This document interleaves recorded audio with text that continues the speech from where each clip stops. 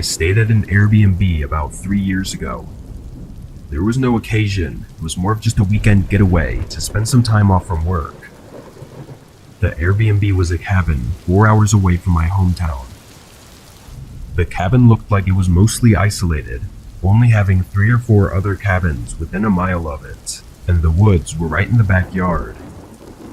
This was just what I was looking for, and I was super excited. When I arrived early in the morning, I explored the property and messed around with some of the cool features. In the afternoon, I sat outside on the back patio in one of those swinging chairs, and as I was looking out into the distance, I saw a man walking in the woods. He looked like a regular guy from what I could see, and I figured he was probably staying in one of those other cabins. He walked deeper into the woods until I couldn't see him anymore, and I continued enjoying the nature. I want to say I stayed out there for almost an hour before going inside and making dinner, then sitting down to watch a movie at the end of the night. During this movie, the doorbell rang. I didn't even know the cabin had a doorbell, but regardless, I went up and answered the front door. A man standing on the porch, and I recognized him as the guy I'd seen earlier in the woods. How can I help you? The man smiled wide and said he'd been lost for a few hours and needed help getting back to his cabin. I paused for a second, knowing there was something strange about this guy, but I couldn't quite figure out what it was. Yeah, let me get my phone and you can search the address. I closed the door and went over to the couch, picking up my phone and going back. But when I opened the door, he was gone. He wasn't anywhere on my porch or in the front yard. I stood in the doorway for a second, then closed it and went back to the couch.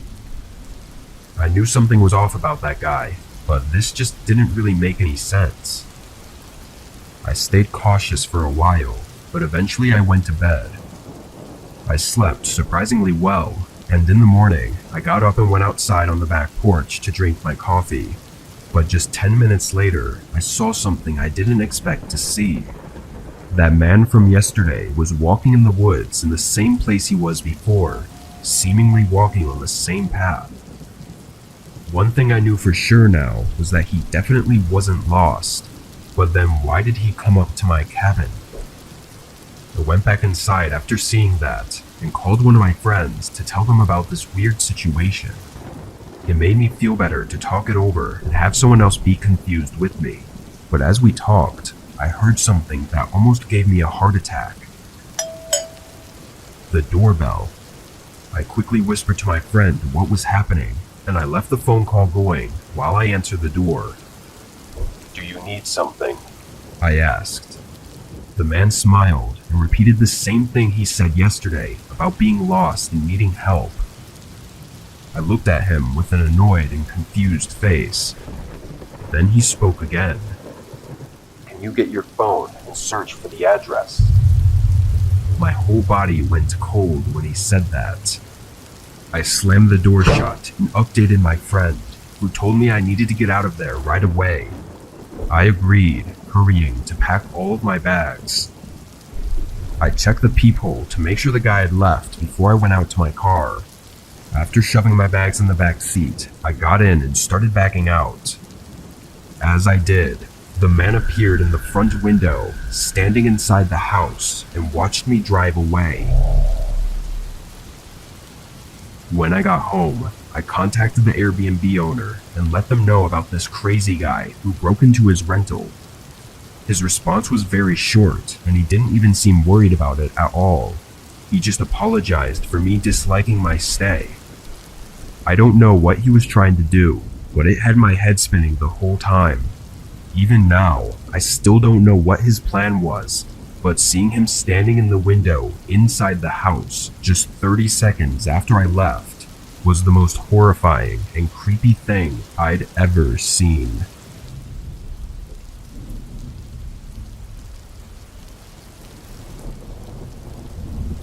I'm 29, and I live along the Appalachian Range in lower West Virginia. I've been going backpacking and camping for years, exploring different trails all around the nearby mountains. My best friend, who lived just a few miles from me, would often join me on these hikes. We usually planned one big trail every year in the fall, being anywhere from a few days to a whole week of backpacking and camping. In 2019, we planned to take a trail across the range to a small lake at the top of the mountains.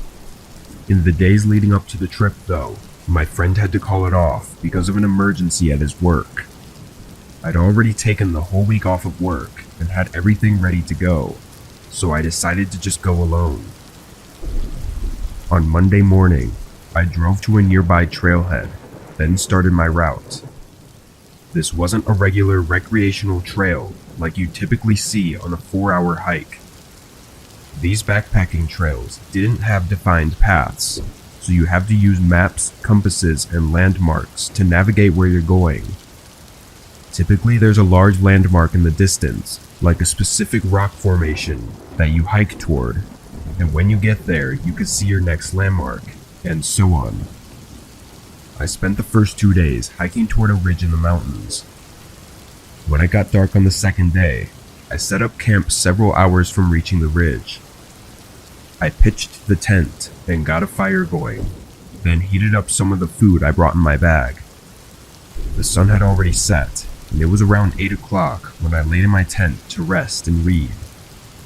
I left the fire going, planning to put it out before actually sleeping.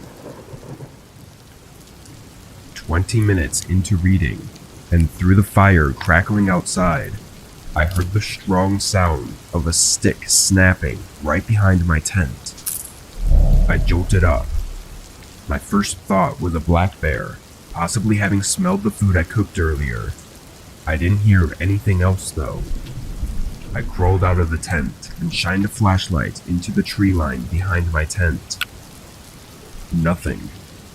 I called out aggressively to scare away any predators, but again, there were no sounds of anything running away. It was really strange because the stick snapping was very distinct, definitely being from something stepping on it. I stayed outside the tent for a while, looking around constantly before putting out the fire and going inside. I found it really hard to sleep that night because I was so focused on listening for more sounds. In the morning, I was almost surprised to have even slept through the night. I packed my tent and everything else at the campsite, then continued along until I reached the ridge. From there, it was a straight shot to the lake. I was moving fast, trying to get there before dark so I wouldn't have to move my campsite again the next day. I arrived with about an hour to spare before sunset. The lake was beautiful, very much worth the hike. I walked around it, enjoying the scenery, then pitched the tent and set up my camp on the tree line beside the lake. As I sat by the fire, I kept turning around, hearing soft noises somewhere between the trees behind me. I figured I was just being paranoid, but it was really creepy. It almost sounded exactly like footsteps, but I knew nobody would be out here. I would have seen their tent when I walked around the lake. It was too dark at this point to see anything further than a few feet, so looking around wasn't an option anymore. An hour later, I got in my tent and laid down. Every few minutes, I would hear footsteps again. They were barely too quiet for me to tell for sure what they were though. Eventually, I got so tired that I fell asleep. And what I think was only an hour after I fell asleep, I woke up to the sound of someone running away from my tent. I jolted up and grabbed my flashlight, rushing out of the tent and looking in the direction of the footsteps. I saw the bare back of them running away in the distance. My heart was beating rapidly. I looked down and saw footprints all around my tent, like they had been walking around me and searching the campsite. I tried to get the campfire going again as fast as I could so I could see better. I was terrified. I had nowhere to go and nobody to help me. I sat at the fire all night, keeping my head on a swivel, but I never saw or heard anything else. In the morning, I snapped a few pictures of the lake, then started the hike back. I had planned to stay for a whole day. I wasn't comfortable anymore, feeling like I was being followed. I was able to make it back without any more trouble, thankfully.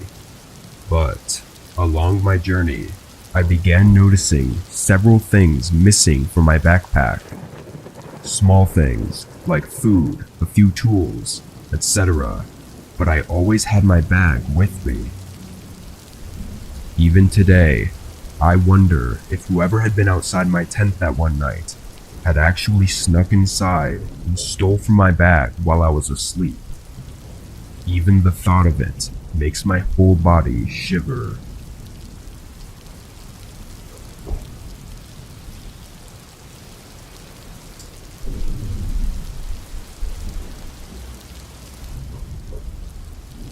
My roommate was out of the house for the week, so I had the place to myself. It was spring break, so my college classes were out too. I had no plans, and really nothing I needed to do. On Monday, I was basically trapped inside due to a huge storm blowing through our city. This was common around this time of year, but it still always seems worse every time it happens. The trees looked like they were going to blow away, and the house would shake and creak non-stop. Knowing I wouldn't be able to sleep, I decided to just stay up. I turned on the Xbox and started up one of my video games. I played for well over an hour, probably until 11 o'clock, when the doorbell rang. I paused the game and got up, but then I remembered the whole storm and everything. Who would be outside right now? I went over to the front door and looked through the peephole. Nothing. I opened the door. The wind and water hit me right away, but when I looked around, I didn't see anyone. I closed the door and thought maybe the wind had somehow rang the doorbell. I don't know, it sounds dumb now, but what was I supposed to think? I went back to my game, but only a couple minutes later, I heard a huge crash in the backyard. Stuff tumbling over and breaking. I immediately knew it was our patio furniture and ran over to the back door. Everything was scattered around the yard, blowing around in the wind. I quickly put on my shoes and went outside. I started pushing each piece of the furniture up against the back of the house. The wind was so heavy, it would even hurt sometimes when the water would hit my face. I was rushing, going as fast as I could, until I saw someone. They were standing at the edge of the backyard, watching me. I looked back at them for a moment, but then grabbed the last piece of furniture and ran inside to escape the rain. I looked out the back door as I dried off, but the person was gone. Between that and the doorbell ringing, I was a little bit nervous. I sat in the living room, this time just scrolling on my phone because I was tired of being interrupted. After a while, I struggled to keep my eyes open. I got a blanket and laid down on the couch. I didn't feel like going upstairs, and the storm was much louder up there anyway. It took a while, but eventually, I drifted into sleep. A few hours later, still well into the night, I woke up from a sudden burst of heavy wind outside, shaking the house. I pulled the blanket to the side and sat up, moving my feet to the floor as I prepared to go check if the furniture outside was still there. But just when my feet touched the floor, they were soaked. It woke me up immediately. I looked down and saw a puddle on the ground right next to the couch. Then I saw another and another, leading in a line across the floor. Inside the puddles were faint, muddy shoe prints.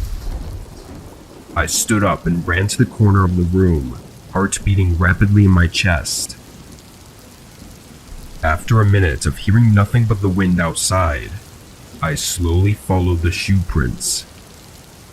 They led all throughout the house, upstairs and downstairs, but I could clearly tell that they entered through the back door, which I had stupidly forgotten to lock in the rush of getting out of the rain.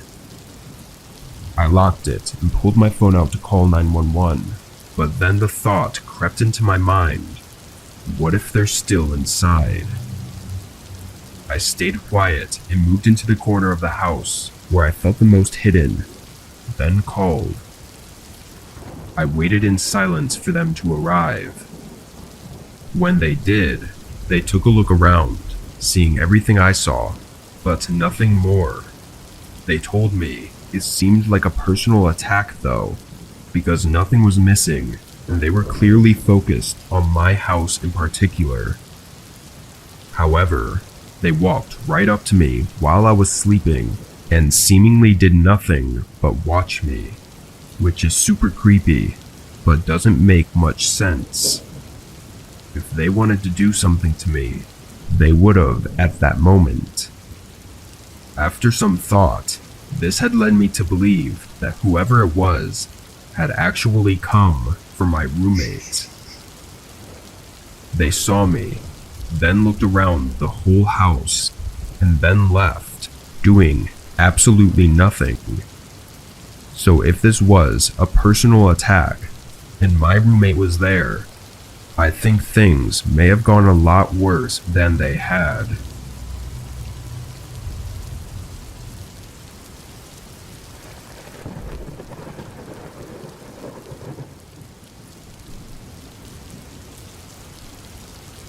I was house sitting for one of my best friends last year. They had a few lizards and some fish that I had to feed, along with a bunch of houseplants to water. They were on a 2-week-long business trip, so I agreed to take care of everything while they were away. Their house was a lot nicer than my apartment too, so I was glad to do it. The first week went by, and it was great. It felt kind of like being in an Airbnb. But then one night, while sitting at the table in the kitchen, I heard a man cough right outside the house. It scared me because it was so close, being just outside the back door. I quickly walked over and turned on the outdoor lights to show that I was home. I waited a minute before looking out the window. Whoever was there was gone now, but why were they there in the first place? I stayed extra cautious for a while, but there was nothing else. It was a little past 7, and I had nothing to eat, so I went outside to go pick up some food, but as I was walking out, I noticed some footprints in the yard. The grass was pressed down, and there was a clear path they walked in. I followed them, going from the sidewalk to the back of the house, and then turning around and going back to the sidewalk. I got in my car and went out for food, but thought about it while driving. I couldn't come up with any reason someone would do that. It really just seemed pointless. When I got back to the house, I did a quick search for any more footprints in the grass, but didn't see anything. I went back inside and sat down to watch TV. After an hour, I was starting to get sleepy, so I shut it off and got in bed, sitting up on my phone for a bit. That's when I heard someone outside again. They were walking through the front yard. I listened as they went up to the front door, and then went around to the back door. I got up, more alert now, as I heard the back door shifting around like they were trying to open it. I went to the top of the stairs and flipped the light switch, turning on the downstairs lights. The person stopped. I walked down a few steps, then leaned over the railing and looked at the back door. Nobody was there anymore, and for some reason, that terrified me even more. Seconds later, I saw shards of glass flying across the living room as I heard a window shatter. From where I was standing, I couldn't see it, but I immediately ran upstairs and into the bedroom. I heard a few coughs, then the glass crunching as they stepped inside. As soon as they were in, everything turned to chaos. It was like they were pushing everything over, hitting and breaking things. I called the police, but I feared they wouldn't make it in time to help me. After a minute of destroying the bottom floor, the intruder ran up the steps and went into one of the spare bedrooms, doing the same thing. Then he came up to the bedroom that I was in. He tried opening the door, but I had locked it.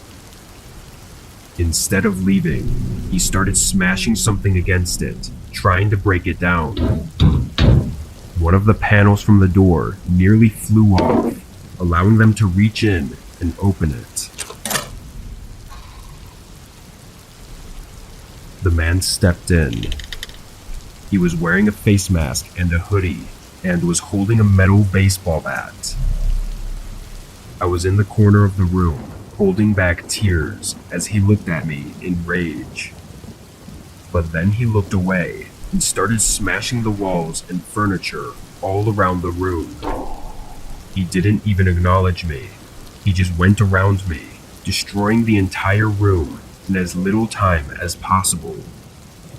Then he ran past me and went into the next room before he finally went downstairs and left the house. I stood in that same spot, frozen, until the police came.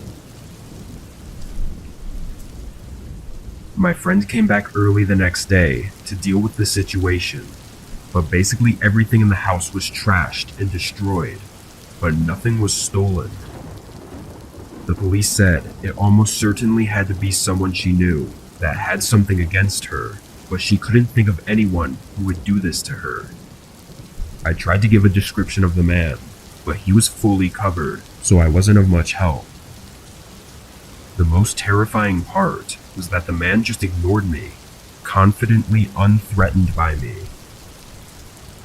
To this day, whoever that was hasn't been back to my friend's house, and their motive still remains unknown.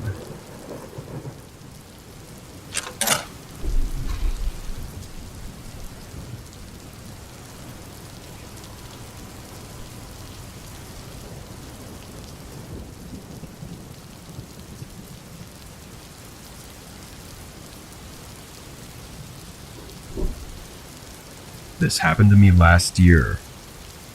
I worked at a gas station, which I know is very typical for these sorts of things, but when you actually work there, you never really expect anything to happen to you. This night, it was raining outside. Not too heavily, but enough to make it uncomfortable to be outside without any sort of covering. In weather like this, there's a lot less people coming into the convenience store to grab snacks or pay for gas with cash, so my job is to just be there. I'd occasionally walk around the store to stretch my legs and stay awake, but I'd spend most of my time on my phone. As I was looking through my social media feeds, I suddenly heard a strange noise coming from outside. It sounded like someone was tapping on the glass door. I looked up from my phone and saw a figure standing outside in the rain. It was a man, his face hidden by the hood of his jacket. I waved, showing he could just walk in and that the door wasn't locked. He didn't move though. He just kept tapping on the door as if he didn't see me. I walked over and pulled the door open, greeting him. He didn't look at me, but walked right past me and over to the counter. It was almost comical in my head how oblivious this guy was. I went back around the counter and the man asked for a pack of cigarettes, then paid with cash. He walked out. That's when I looked out the window and noticed there were no cars in the parking section or by the gas pumps. The man walked off until he reached the road, then continued walking along the shoulder, through the rain like it was nothing. I would have been a lot less confused if he had bought a gas container or something, assuming his car ran out down the road or even broke down, but he just got a pack of smokes and left.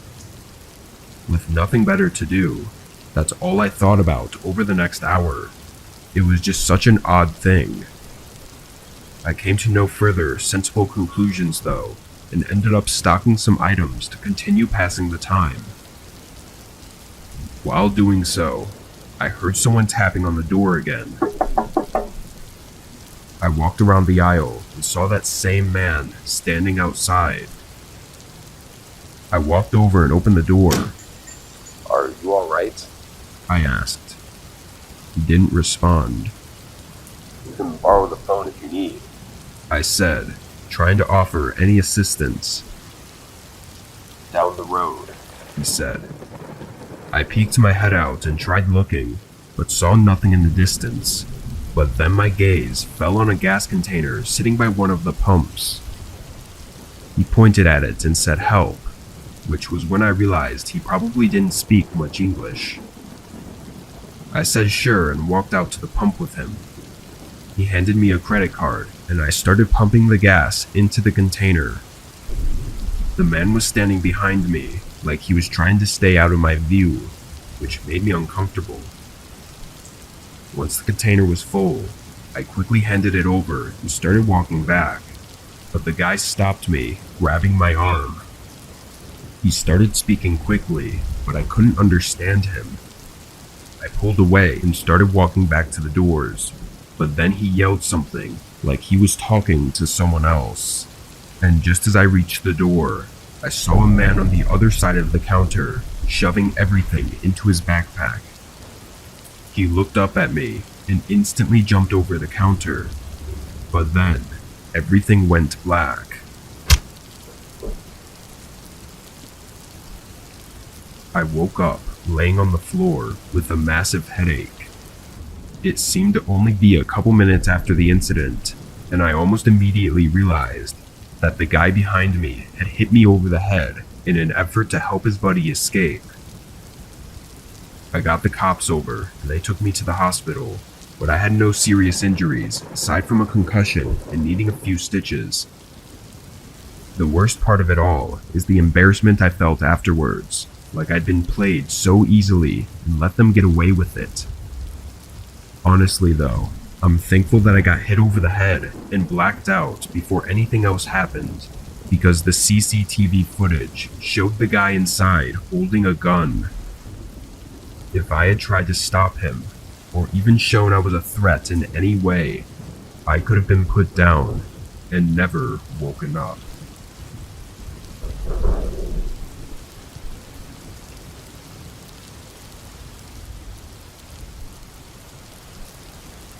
I'm a 31-year-old female, and this happened when I was 29, back in 2020. My friend, let's call her Stacy, told me that she had a friend, who I'll call Brienne, that needed a dog sitter because Brienne and her husband were going on a vacation to California. Stacy knew I dog sat on an app called Rover, which is an app where you house sit random strangers' dogs, walk them, you name it. I thought it was the perfect opportunity since I was in need of some cash. $200 to dog sit for 5 days. Why not, right? Brienne showed me around her house a week before I dog sat, while also letting me meet her huge husky named Bear. I'm not going to lie, it was a big husky, a little overweight too, but still adorable. Brienne told me that I was welcome to help myself to whatever food I wanted.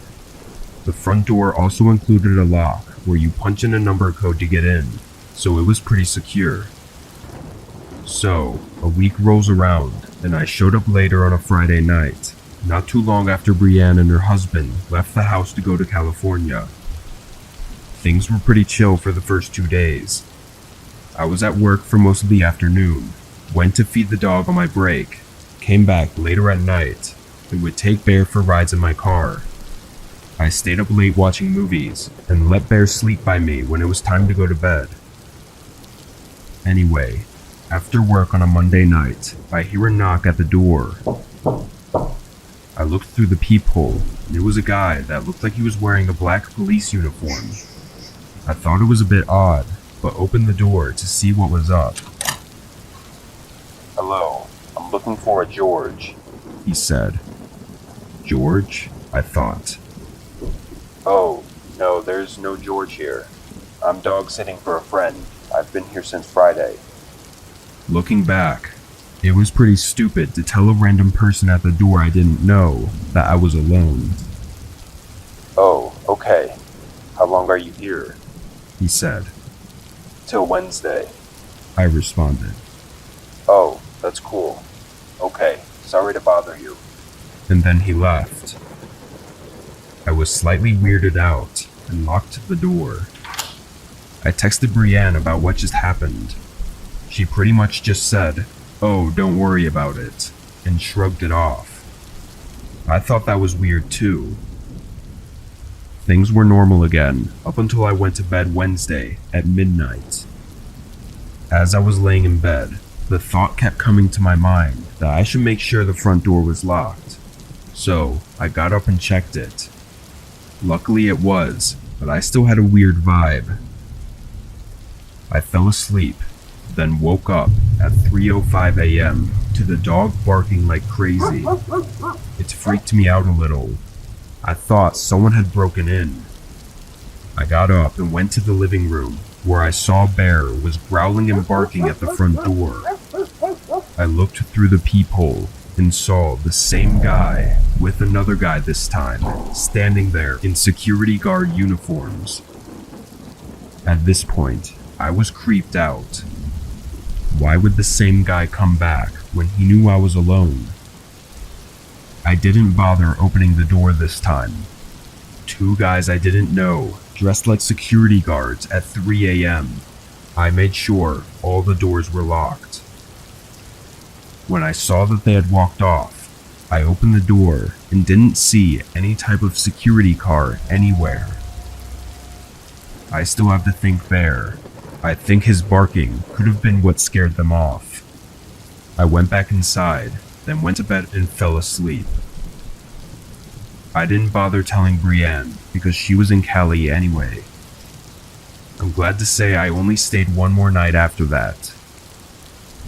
To this day, I still don't know who those guys were or what they wanted, and I haven't been back to dog sit since that incident.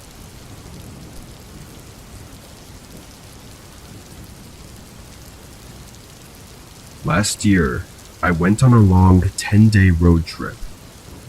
It wasn't to any single place. I just drove in a big loop, stopping at 5 or 6 different cities. I actually didn't book any hotels in advance because I wasn't sure exactly how long I would spend in each city, or where I would want to take breaks during the drive, so I was relying on hotels allowing walk-ins. The first 5 nights I was able to find decent hotels on the course of my drives, but the 6th night I ran into some issues. I was driving between cities and felt my eyes getting heavy around 11 p.m. I wanted to keep going and get to the next major city and then sleep in a parking lot or something, but there was no way I could make it when I was so sleepy already. I pulled over and contacted a few big-name hotels that were on the way, but none of them were accepting walk-ins at the time. I was getting nervous, thinking I might have to park on the side of the road and sleep, which was obviously dangerous, but then I saw a sign for a hotel 10 miles ahead. I drove until I reached the building, then parked by the front.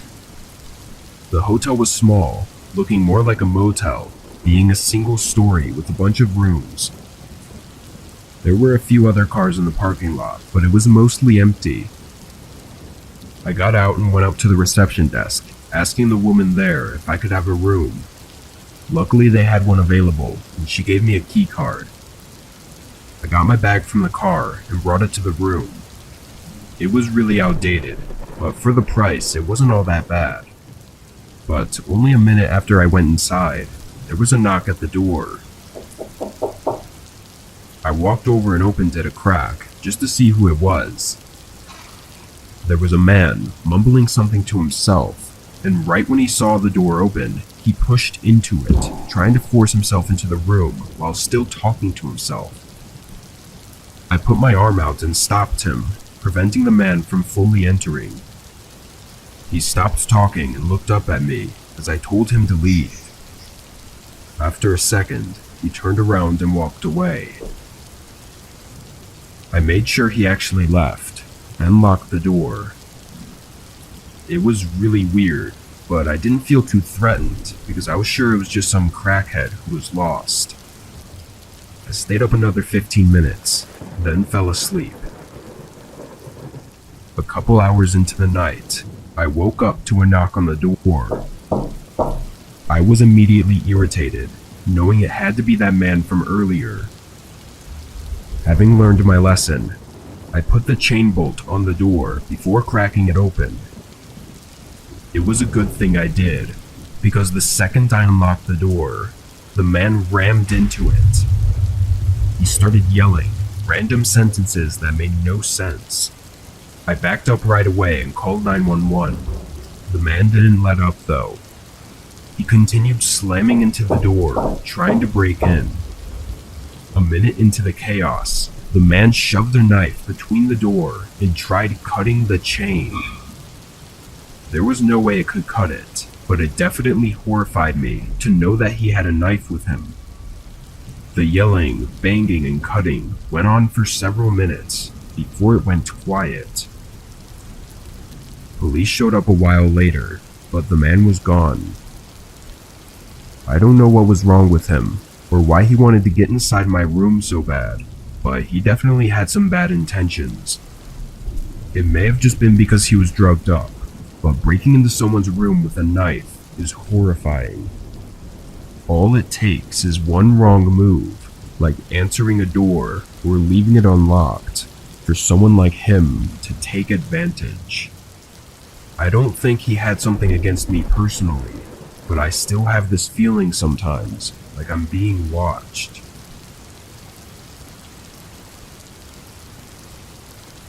I moved across the state to a newly built house. My previous landlord decided he wanted to sell his house, so when our lease agreement was up, he kicked me out. I decided to also lease this new house, but I was honestly really excited for this place. As soon as I moved in though, I noticed my neighbor across the street staring at me several times within the first couple days. He was a middle-aged man, but didn't seem to ever be away from his house. I tried to brush it off, assuming that maybe he was just curious about the new person in the neighborhood. But the more I saw him, the more I realized there was something off about him. He never spoke to anyone, he never smiled, and he never left. He just stayed in his house, watching. I would catch glimpses of him through my window and see him standing in his driveway at odd hours of the night. It was starting to freak me out. One night, as I was settling in for bed, I heard a noise outside. It was a scraping sound, like someone dragging a heavy object across the ground. I peeked out the window, and there was my neighbor, dragging what looked like a large ladder across his lawn. It was really late. I had no idea why he would be needing to do any work on his house at this time. I tried to tell myself that I was just being paranoid because I was in a new place surrounded by new people, but I couldn't shake the feeling that something wasn't right about my neighbor. I tried to calm myself and eventually fell asleep. The next morning, I saw him outside again. This time, he was standing at the end of my driveway, staring at me through my window. I pulled the curtain shut and I tried to ignore him, but the feeling of him watching me gave me chills. I didn't like that he was by my driveway either, so I quickly got into my car and pulled out of the garage. He was back in his yard by then, but he watched me as I drove away. Things grew a lot worse from here. One night, as I laid in bed, I could clearly hear someone walking in the grass in my backyard, which was fenced in. I got up and looked out the window, but the footsteps stopped. I waited in my bed for probably 30 minutes, but I didn't hear any more footsteps. I got up and checked the window one more time to be safe, and far back in the yard was a figure. It was hard to make them out because it was so dark, but there was definitely someone standing there, watching me. I backed away and called the police, but the man had left before they arrived. I told them all about my creepy neighbor, but they told me there was no evidence of any wrongdoing and that my neighbor had never been in trouble with the law. I was basically on my own unless something more serious actually happened. I started to take precautions, locking my doors and windows and avoiding being outside as much as possible. Even then, I didn't feel much safer. I'd been at the new house for almost 2 weeks at this point, and even thought about breaking my lease agreement. Then something happened. I got home from work late and pretty much went straight to bed, but in the middle of the night, I woke up to the sound of something thud against the side of the house. It sounded like it was right up against the wall outside my bedroom though, which was on the second-story floor of my house. I slowly got out of bed, heart racing in my chest, and pulled the curtains back from my window. I jumped back and screamed, seeing my neighbor's face staring at me from just inches away from my window. He was standing on a ladder, trying to look into my bedroom. He quickly climbed down and ran away. I called the police again, and just a few minutes later, they caught him trying to get the ladder down. While he didn't admit to what he was doing, it was very obvious. In the following days, one of my neighbors came by and explained that they had some weird encounters with that neighbor guy as well.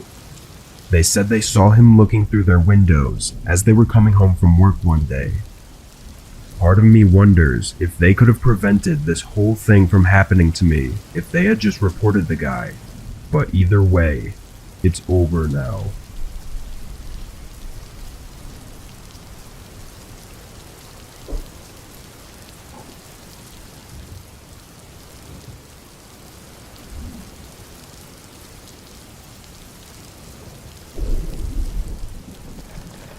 I lived with my older brother for about 4 years after I finished school.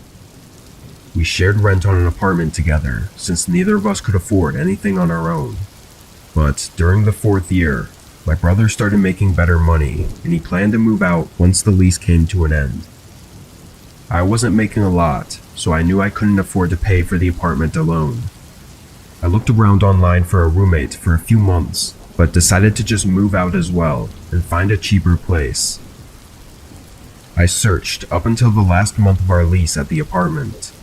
My brother had basically moved everything out already, and there was a lot of pressure on me to find somewhere quick, but with my extremely low budget, it wasn't easy. Eventually though, I stumbled across a listing posted by a homeowner renting out a room in their house. The man's name was Evan. I sent him a text to let him know I was interested, then kept searching. A few minutes later, he responded. We scheduled a time to call later in the day, and when we did, he explained all the details. He said he lived alone in the house and was renting out his spare bedroom, but I'd be able to use all the other rooms in the house too. It sounded great to me, so I agreed to it, and a couple weeks later, I tossed everything in a U-Haul and drove down to the house. Between this time, we'd been texting and calling, and he sent me a bunch of pictures of the house, but I hadn't had the chance to view it in person yet. I got there around noon, parking in the driveway. The house was definitely small, but it looked nice from the outside. Evan was standing in the garage, waving me over. He gave me a quick tour, then helped me unload all of my stuff into my room. Evan seemed like a regular man in his mid-30s, which was almost 10 years older than me, but I didn't really mind. He didn't hold conversations very well though, and was somewhat shy. Anyway, we finished moving everything inside, and I dropped the U-Haul off. I Ubered back to the house, and by then it was almost 8 p.m., and I was really tired. Evan was on the couch watching TV, so I told him I was going to bed early and I went to my room. All in all, it seemed like a decent place and I was happy with it. I unpacked some more, then set up my bed. And by 9 o'clock, I was finally ready to sleep. I walked over to my door to lock it and turn off the lights, but as I reached my hand out, I saw the knob on the door was empty, as in, there was no lock on it. Confused, I opened the door. The lock was on the outside of the door. I stepped into the living room and asked Evan why the bedroom door locked from the outside. He looked confused and said he never noticed that, but he would switch it around tomorrow. I shrugged and said okay, then went back to my room. I was tired and not too worried about it, but it was definitely an odd find. I got in bed and fell asleep. In the middle of the night, I woke up. I heard someone moving around in the kitchen, which I assumed was just Evan getting water or something, so I closed my eyes again. A minute later, I heard him walking back down the hallway, but as he was passing my room, he stopped. I opened my eyes and looked at the door. He was standing out there quietly for maybe 15 seconds before I heard a click. He locked my door. My stomach dropped and I felt my face go cold as Evan walked down to his room. As soon as I heard his bedroom door shut, I got up quietly and went over to the door. I tried the handle and it wouldn't budge. I stood in shock for a few seconds, coming to reality that this man I just met has now locked me in a room. My fear started to turn into anger. I called out for Evan, telling him to open the door. It only took a second before I heard Evan run out of his room and over to my door. I heard him place his hand on the door, but he paused for a few seconds before he unlocked it. I swung the door open right away. What the fuck was that? I confronted him. Evan was stumbling words out, saying he just wanted to make sure he was safe because he didn't know me. I understood that concern, but locking someone in a room was not a smart way to go about it. I told him that I was going to pack up and leave in the morning, and I stayed up all night on the couch in the living room, waiting for the U-Haul store to open. At 9 o'clock, I looked into the hallway, seeing Evan's bedroom door was still closed, hopefully meaning he was still asleep. Then I drove straight there and drove the U-Haul back to the house. When I went inside though, Evan's bedroom door was open. Evan? I called out. I walked over to his room and peeked my head inside. His room was empty. I moved my eyes around the room in disbelief. Seeing as things were only getting weirder, I backed out and got straight to moving my stuff. I powered through 2 hours of moving boxes and taking apart my bed. I only had 2 boxes left. I ran inside and picked up another, then rushed to the front door until Evan appeared in the doorway. Move, I said. He stared at me, emotionless. After a few seconds, he stepped aside. I hurried past him and shoved the box in the U-Haul. The last box was half full of random food I kept from my old pantry at the apartment. I decided to just leave it. Evan was freaking me out, and I wanted to get away from him as soon as possible. I started closing the back of the U-Haul before Evan interrupted. You forgot this. He held out the last box. Oh, yeah, thanks. I grabbed it from him and climbed back in the truck. I felt him watching me as I stacked the box, and when I turned, he had his hand on the door. He started pulling it down, trying to close me in. I was able to stop him before the door was even halfway down. I shoved him on the ground, but he got up and ran, not in the house, but off into the trees away from the house. I didn't know what to think, but I didn't care. I quickly shut the back door and drove away. My brother was nice enough to let me stay with him until I found a new place. I don't know what happened at that house, or what would have happened, but there was definitely something very wrong going on.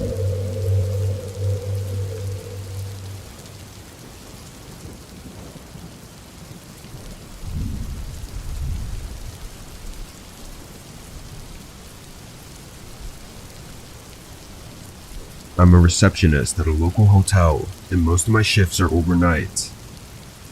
I'm in charge of the front desk, and my main responsibilities are to check in guests, answer phone calls, and keep an eye on the security cameras.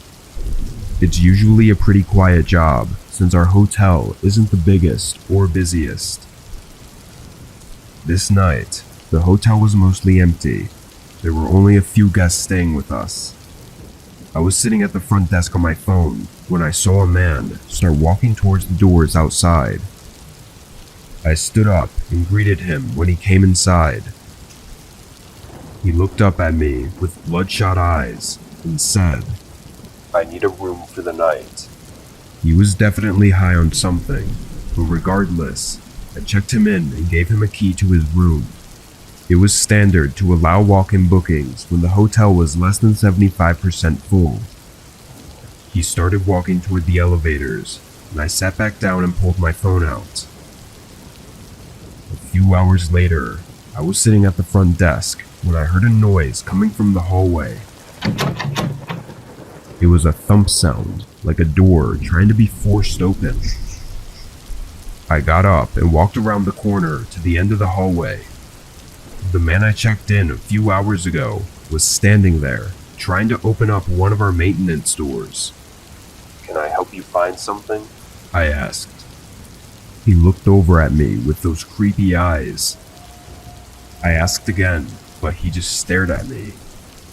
I wasn't really sure what to think. Maybe he was really high and looking for the vending machine or something. I don't know.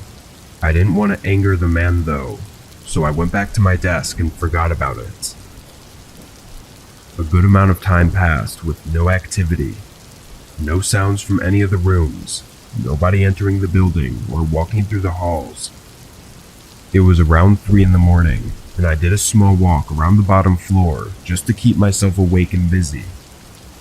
As I got to the hallway by the front desk though, I heard a very sudden, loud banging coming from one of the rooms.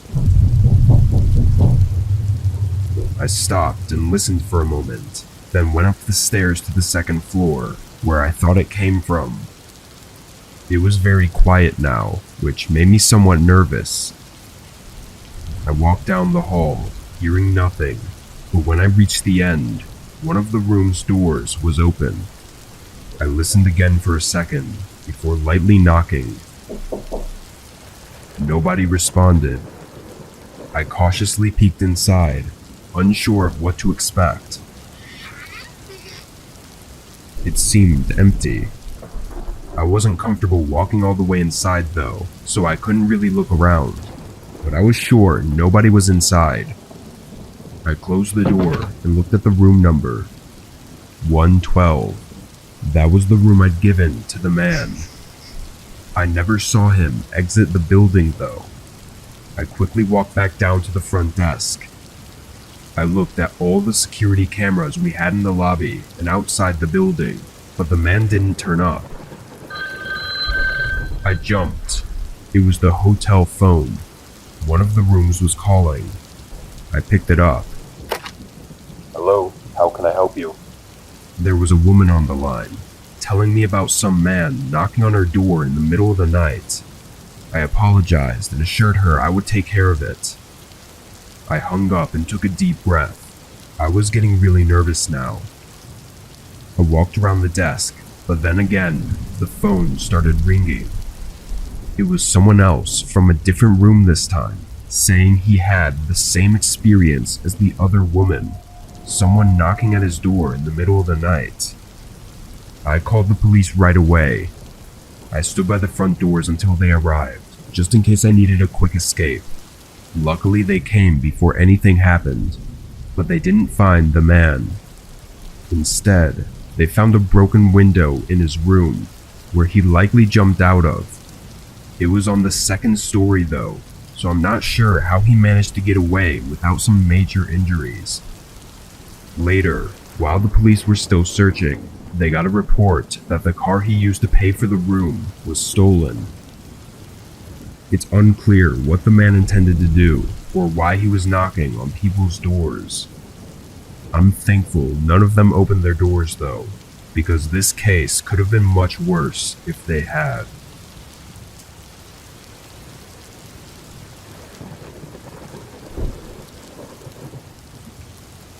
This happened to me a couple years ago, after I just rented and moved into a new house.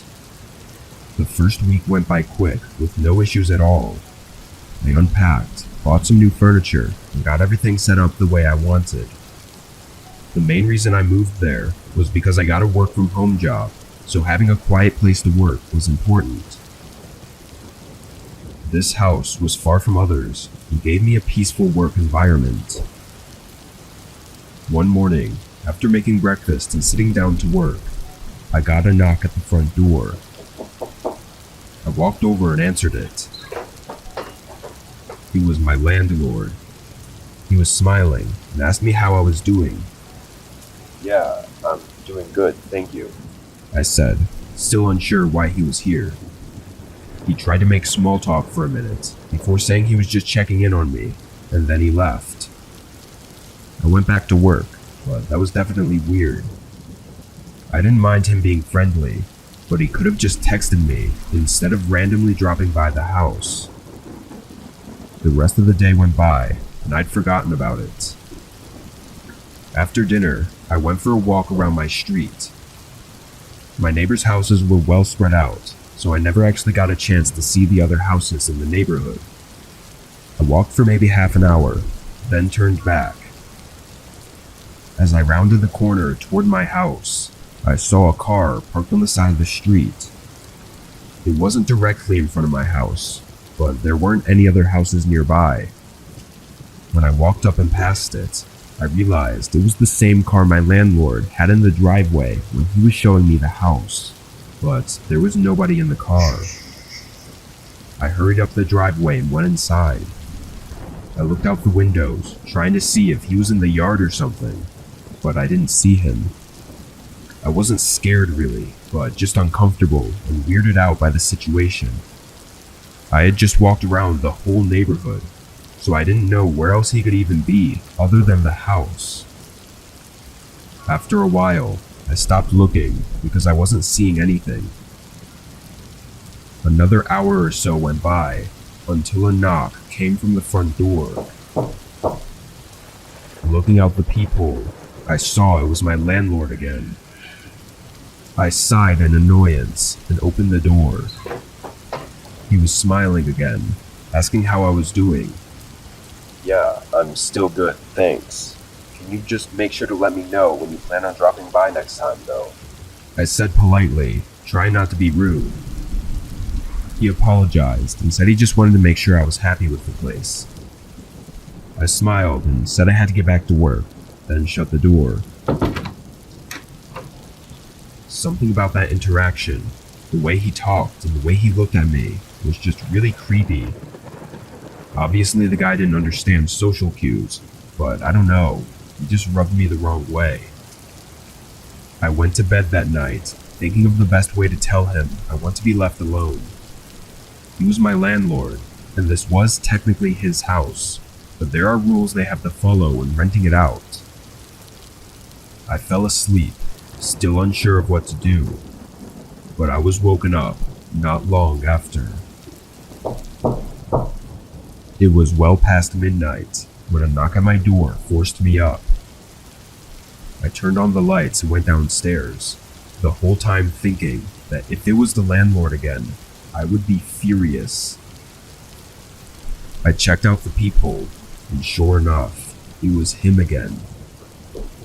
I swung open the door. What are you doing here? You can't be here right now. You need to leave.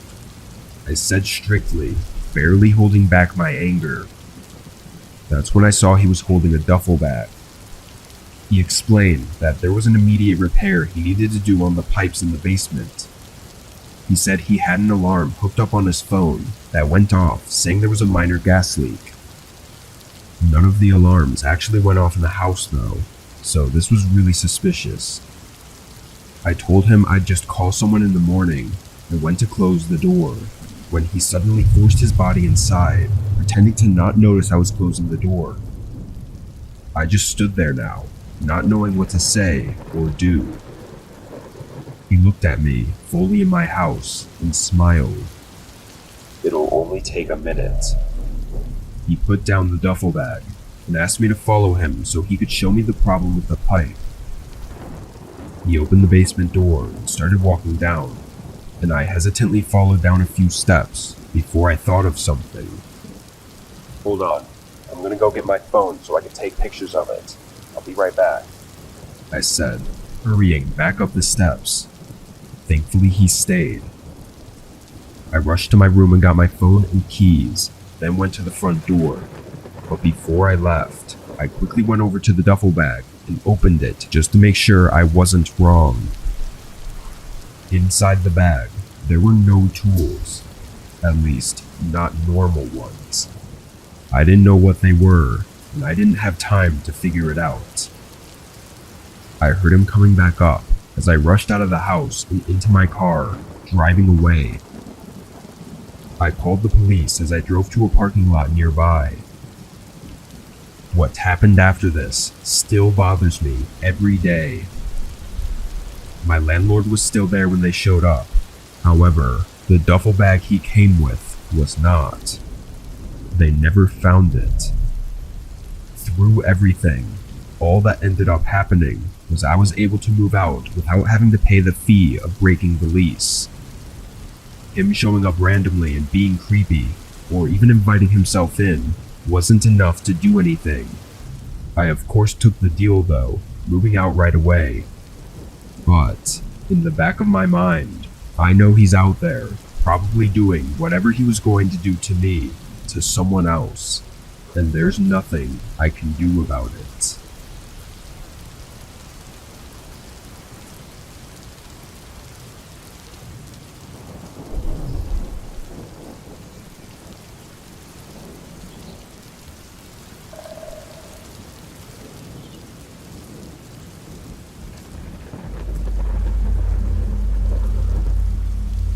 In my mid-30s, about 10 years ago, I worked as a security personnel at a cemetery. It was located in a not-so-great part of the city, so having someone on site 24/7 was necessary. Even then, we'd still get people sneaking in and spraying graffiti on the stones, or even trying to dig up graves. Most of these stunts happened at night, which was good for me because I always worked the evening shift, usually from 2 to 10. Granted, I'd still have to be there alone for a couple of hours into the night, between 8 and 10, but it was still much better than the alternative graveyard shift. On this day, I was warned about some people coming by the cemetery at random hours and just sort of stalking the place. It had been going on for a few days, and the other workers weren't sure who they were or what they were doing. I said I'd keep an eye out. By 6 o'clock, the other workers had left and it was just me. This was always my favorite half of my shift because I wouldn't have to worry about looking like I was busy the whole time. If we're being real, there wasn't ever much point to me being there when the other workers were around too.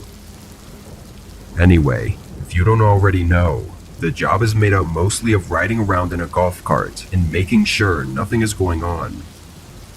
From 6 to 8, I drove around and picked up a few pieces of trash left in the yard. There were a few more visitors that came, and at 8:30, I waited for the last people to leave, then I went to lock up the front gate. While wrapping the chain around the bars and putting the lock on, I noticed a group of people on the other side of the road. They were facing my direction, like they were watching me. I finished securing the gate, then got back in my cart and drove off. I knew that it was likely the group I was told to keep an eye out for, so I parked the cart in a spot where I could still see them. There were 3 people from what I could see, and they stayed in the same spot for a couple minutes before walking away. I drove around, making sure they weren't trying to find a way in on the sides, but I didn't see them. Around 9 o'clock, I parked by the front gate again for a few minutes when I heard a sharp sound echo through the field. I whipped my head around in the direction it came from, but it was too dark to see. I started the cart back up and made my way through the field. The sound was so echoey and loud that I couldn't tell if it was from inside the cemetery or from just outside of it. As I drove through, I started to see some figures in the distance. Only 2 figures though, not the 3 I'd seen earlier. As I pulled closer, they noticed me, turning their bodies to face me, but not running. I stopped the cart maybe 15 feet away and got out. Place closes at 8:30. You gotta go. I called out. I took a few steps forward. Do I really have to call the cops? I said, getting more irritated and slightly more nervous.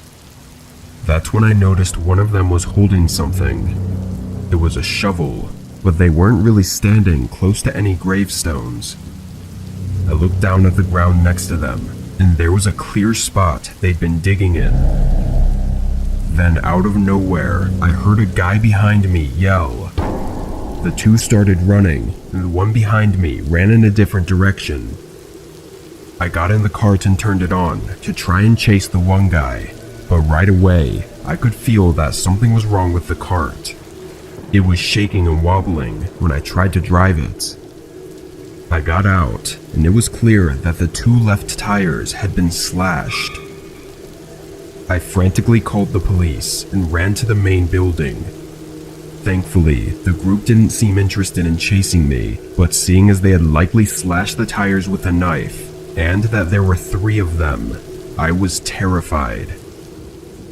When the police arrived, the group was long gone, but we did find the half-dug-out hole they made, and were really confused by it, until we found something else.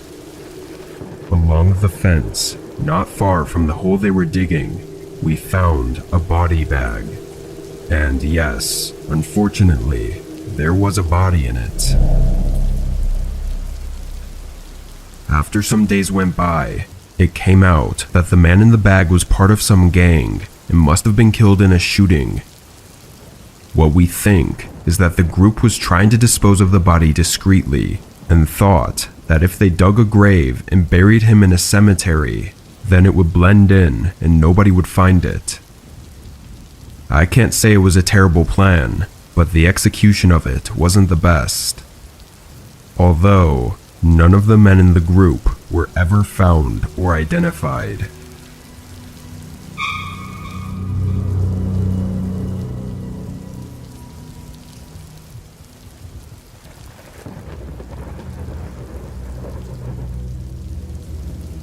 I work at a cemetery on the edge of my town. It's a small one, being only a few acres of land. I'd been working there for a year at the time, and I hated every minute of it. Not really because it was a cemetery, but just because it was boring. I was alone all night and sat in a small room for most of the time. There were 2 cameras set up on either side of the yard, and one on the entrance of the tiny building I was in. My boss always told me that my job was to just be there, and if anything actually happens, then to call the police and let them take care of it. In the whole year before this, not a single thing happened. Again, it was a small cemetery in a small town, so not a lot of action was expected. On a Monday evening, I pulled into the parking lot and relieved my coworker from his day shift. I hadn't slept the best that day, so I brought a cup of coffee to help keep me up. For the first hour, I was sipping on my coffee and watching the cameras, while also scrolling through my phone a bit. Come 1 a.m., I started to get really drowsy. I was nodding off in my chair, and the coffee wasn't really helping either.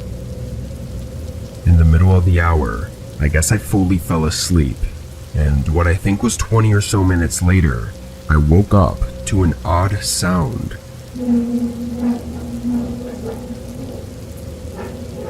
Metal creaking behind me.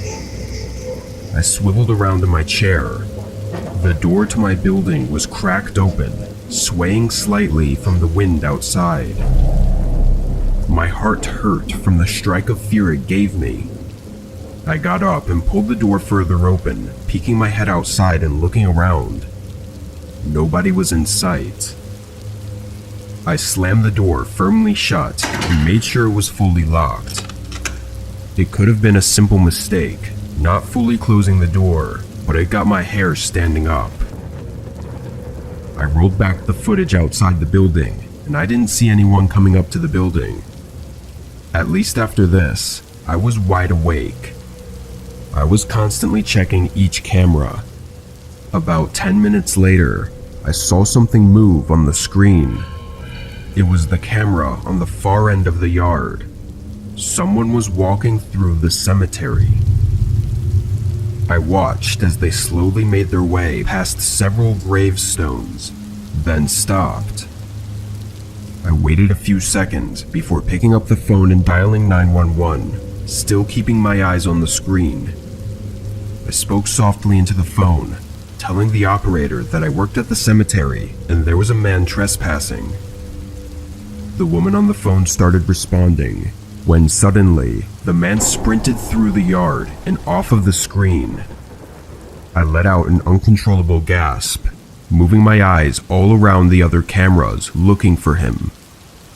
A second later, he appeared on the other screen, sprinting past it again, and not long after, he appeared on the screen showing the outside of the building I was in. I told the woman what was going on and that I needed to be quiet. I put the phone down and stared at the camera.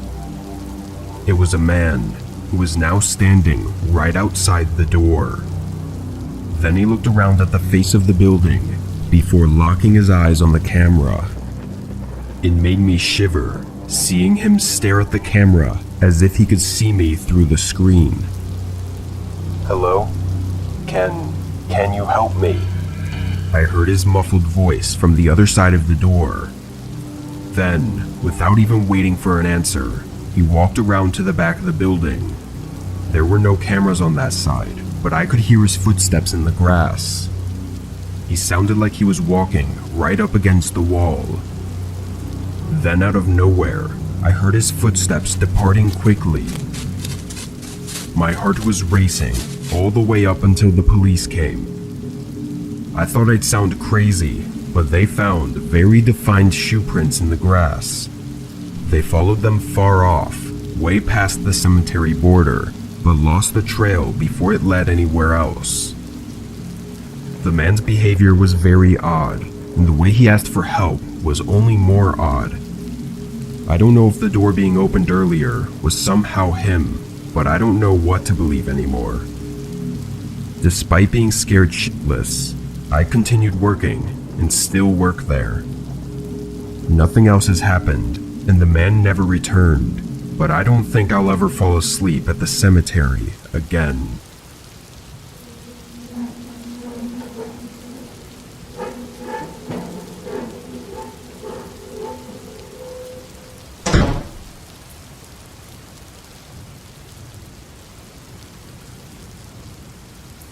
My friends and I were never the smartest group. We did some really stupid stunts, like going to abandoned areas, vacant homes, etc. But the worst of all the things we did was when we went to the cemetery one night. Every other thing we did, nothing ever happened, but this time was different. We were sophomores in high school, and it was a Friday night, so of course we were hanging out. Most of the time we didn't have a plan for anything. We would just kind of come up with things to do as the night goes on. But by 12, two of our friends had decided to go home because they were tired, which left just me and my friend, Dan.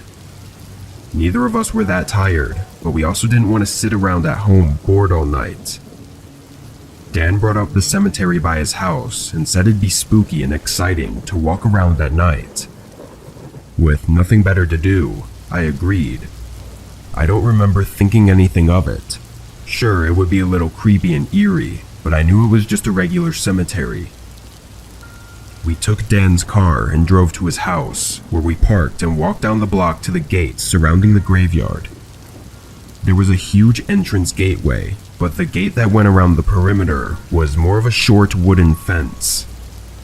We climbed over with ease, and right away, we got a rush of adrenaline. It was a creepy place, no doubt. There was almost no light, only a few dim, standing lamps spread across the graveyard.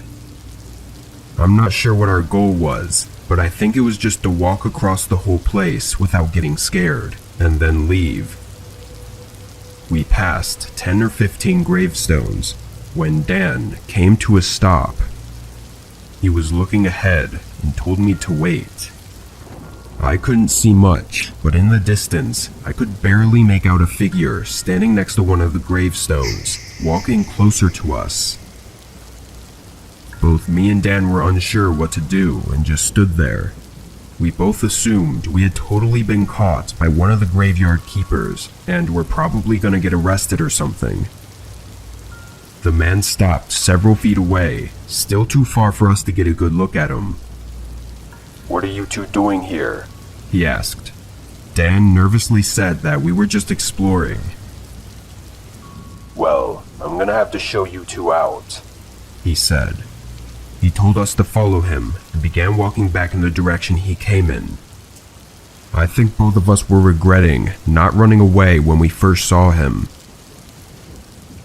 As we walked behind him, he passed under one of those standing lamps, and both Dan and I immediately froze. The man was wearing ragged clothes, nothing like a graveyard keeper would be wearing. This guy looked like he was homeless. The man must have heard us stop. He turned around, and you could see in his face that this man was crazy. He took a step toward us. "Come here," he said angrily. Dan turned and ran, and I did the same. The man's footsteps behind me were so close, it felt like he was going to tackle me at any second. My adrenaline kept me going, and we managed to jump the fence. We heard the man stop on the other side, then punch the wood fence in frustration. We immediately went home and told no one except for our friends, because we knew what we were doing was illegal. Both of us think that that man was some homeless person who was probably trying to rob us, or maybe do something much worse. Luckily, we never made the mistake of going back there again.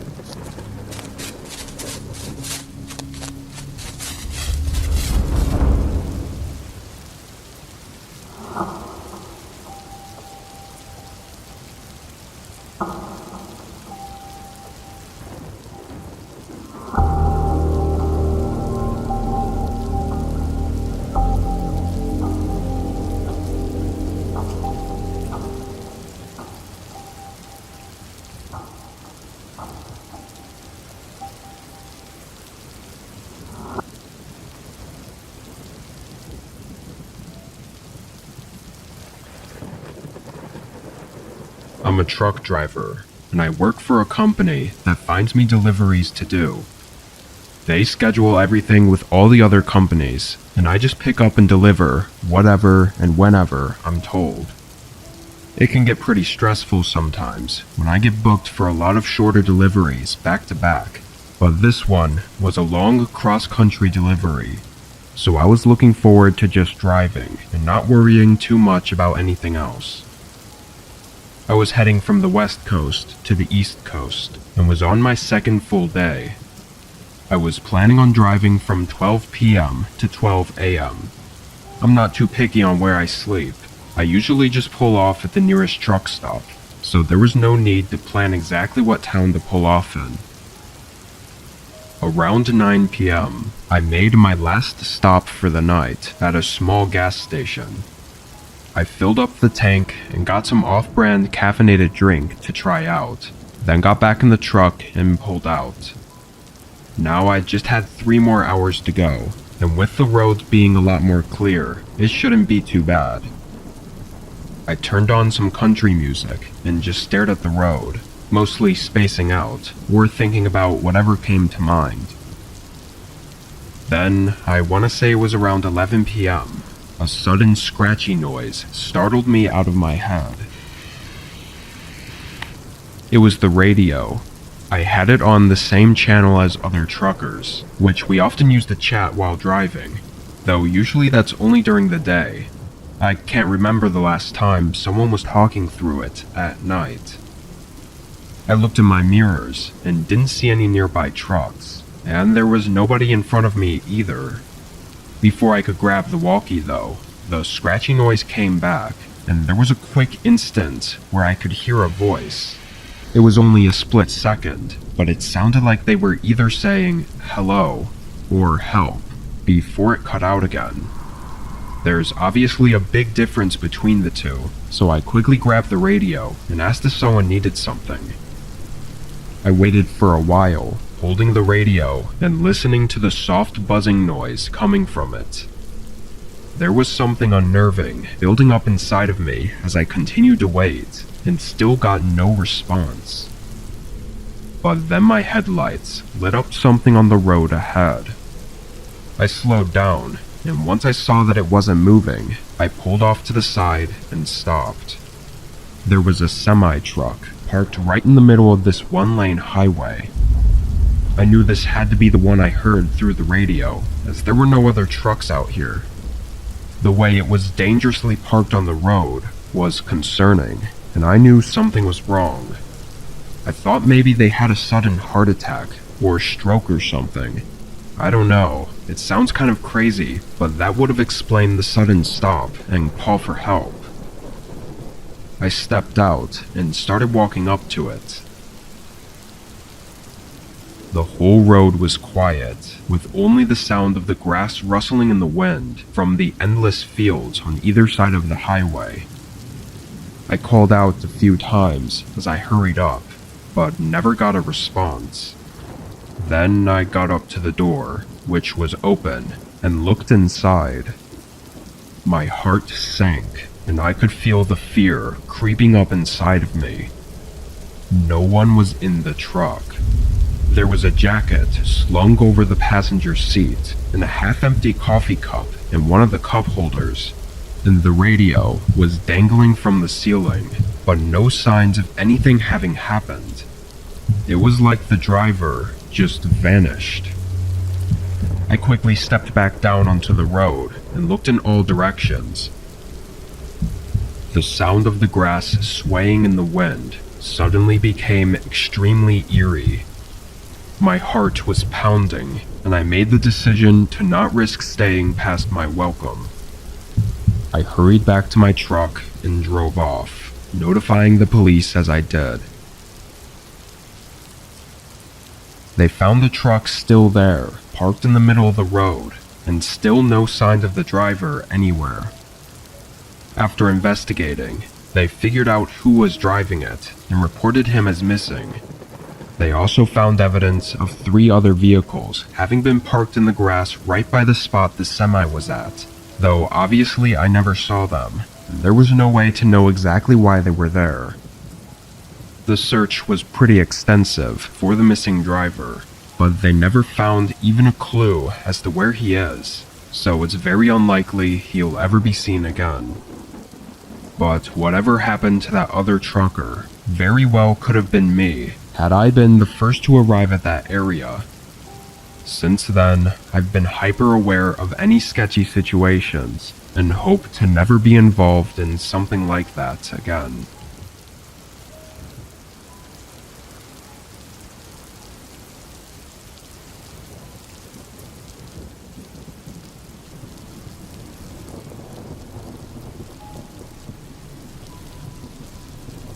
I was en route for an overnight delivery. Where I was driving, it was mostly empty roads. The only other people that were on the roads at this time of night were other delivery drivers. The night was going well though, nothing interesting for the first several hours. Around 2 a.m., I stopped at a truck station to fill up and use the restroom, as the next little bit was going to be a long stretch through dense forest roads with very few places to stop at, if any. As I was driving along, and just about an hour or so after my last stop, I randomly saw something ahead. I only had a few seconds to get a good look before passing by, but there was a person standing on the side of the road. Again, if I wasn't already clear, there was absolutely nothing but dense, unpopulated forest with no other roads or anything. So seeing a person standing out here without a car anywhere in sight was really strange. In the few seconds I looked at them though, they never waved at me, or yelled for help, or tried to get my attention in any way. I couldn't stop thinking about it as I drove for another mile before I suddenly saw another person.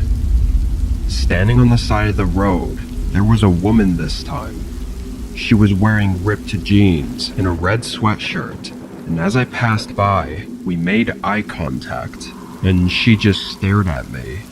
No smile, no frown, just an empty face. It was extremely disturbing, enough to make me literally shiver. I looked in the mirror after passing them and could see their head follow my truck before they were covered up by the dark. When I looked back at the road though, my heart almost stopped and I slammed on the brakes. I could feel the whole weight of the semi pushing forward as I abruptly came to a stop. Right in the center of the road, there was a body. It was laying flat across the street, though I couldn't tell if they were alive or not. They weren't moving, but I also didn't see any signs of an accident. Like there was nothing else on the road, and the way that they were positioned, it didn't look like a car had hit them, or anything like that. I felt like I needed to check if they were okay, but also I had this really bad feeling about whatever this was. I mean, seeing 3 people out here in just the span of a mile is a crazy coincidence. I looked around at the forest covering either side of me, and this sense I had only continued to grow. After being stopped for a whole minute, I put it back in drive and carefully drove around the body. My heart was still racing, and when I finally got around them and started back on the road, I checked my mirrors one last time. The body wasn't on the ground anymore. They were standing up and watching me drive away. My eyes were peeled for the rest of that drive, as I was genuinely terrified. I didn't see any more people along the road though. I think that it was a setup of some kind. They were probably trying to get me to stop and check on them, but clearly they weren't dead or injured, so what they would have done, I really don't know.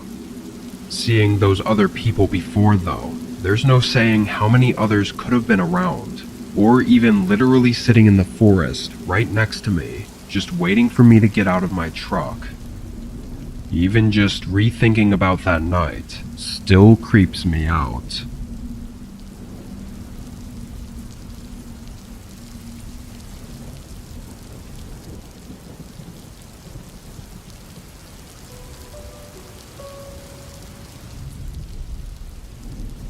I was driving from Omaha, Nebraska to Fargo, North Dakota.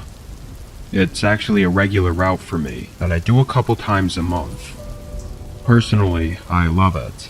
The whole drive is through flat farmland that's super easy to drive through, and there's barely any traffic to deal with. Doing the route so often, I always took the same stops. The halfway point that I'd always stop to sleep at was a truck stop that sat in between 2 really small towns in South Dakota. This truck stop was abnormally large, and since there were very few truckers taking this route, it was almost always empty. Maybe 2 or 3 other trucks, and that's it.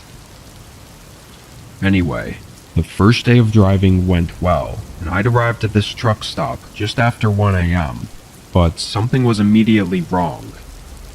The building that was there was completely boarded up, and all the gas pumps looked like they were ripped out of the ground, and all the lights that should have been lighting up the lot were off. It had been shut down and abandoned. I couldn't say I was surprised, but this really threw off my routine, and now I either had to drive for another hour or try sleeping at this dark, abandoned lot. Now, on any other day, I probably would have just said screw it and slept there, but for some reason this night, I didn't even consider it. I immediately pulled back onto the highway and continued driving, only to quickly regret my decision as I struggled to keep my eyes open. I made it a very unimpressive 15 more minutes before pulling onto the gravel on the side of the road and trying to slap myself back awake. While I was there, I looked out the windows. I was in the middle of nowhere, and honestly, I knew this was a bad idea, but I figured there was no point in dangerously driving while sleepy and tired, when I could just sleep here. I know other truckers did it all the time, so I felt comfortable enough to try it. I shut off the engine and locked the doors, then put my window covers up and leaned the seat back. Maybe I underestimated how comfortable I was, because my body just wouldn't allow me to fall asleep. I laid there for probably 20 minutes, just waiting to drift off, and that's when I heard something. It was a small squeak, like from an old car braking somewhere behind my trailer. I leaned forward and turned my head to listen. Very faintly, there was the sound of a car's engine humming. I was really confused, but hoped that it was just a police car checking up on me. I took down the window shade and looked at the side mirror. I couldn't tell exactly what kind of car it was, but it definitely wasn't a cop car. I only had a few seconds to think through things before I heard someone call out. They just said hey, but it terrified me. Thinking I had to leave, I turned the truck on. These things aren't exactly fast to start up, and as soon as they heard the engine start going, I could hear their footsteps start sprinting. They got right up to the passenger door and started aggressively pulling on the handle. Just as I started moving, they jumped up and held on to the door as they stared at me through the window. This guy looked like he was early 40s, with a long, bushy white and brown beard, and had a dark hoodie over his head. He banged on the window as I continued to pull onto the highway, and right when I started to gain some speed, he shattered the window. My eyes shot over at the broken glass, but outside the door, the man was gone. In the mirror, I saw him rolling on the road, either from jumping off or losing his grip. I continued picking up my speed until I could no longer see him or his car. Thankfully, he didn't seem to try to chase me. I called the cops, but they were so far away that by the time they got there, it had already been 35 minutes, and the only thing left at the scene were the shards of glass on the road. Had that guy been a few seconds earlier to breaking the window, he probably would have had enough time to reach in and open the door, and I can only imagine what would have happened next. Here's a lesson to everyone to leave as soon as you feel something is wrong, because every second could be the difference between getting away or never getting away.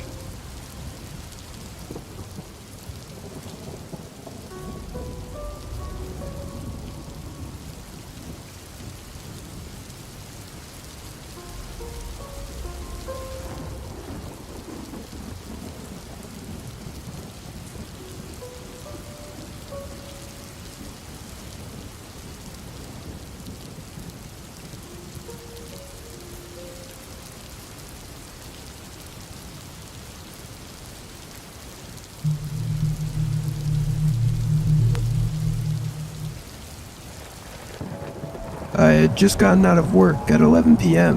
and was heading back to my house. It's about a 45-minute drive to get home usually, as I live several miles outside of the city.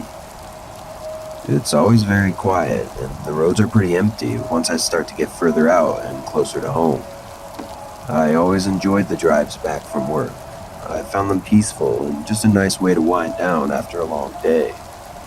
I was 20 minutes away from home and just turned down a long side road that pretty much leads directly to my house. This was my usual route home that I'd been taking for years now, and I'd never had anything happen before. I will admit, though, it was a bit of a creepy road at night. It was very dimly lit, and the sides of the road were surrounded by a dense forest. Not to mention, it would often get foggy during the later hours of the night, making things only visible within a few feet ahead. Again, though, barely anyone is on this road at night, and there's no turns or anything, so visibility is never too much of an issue. Though a couple minutes down the road, I see through the fog a small blinking light.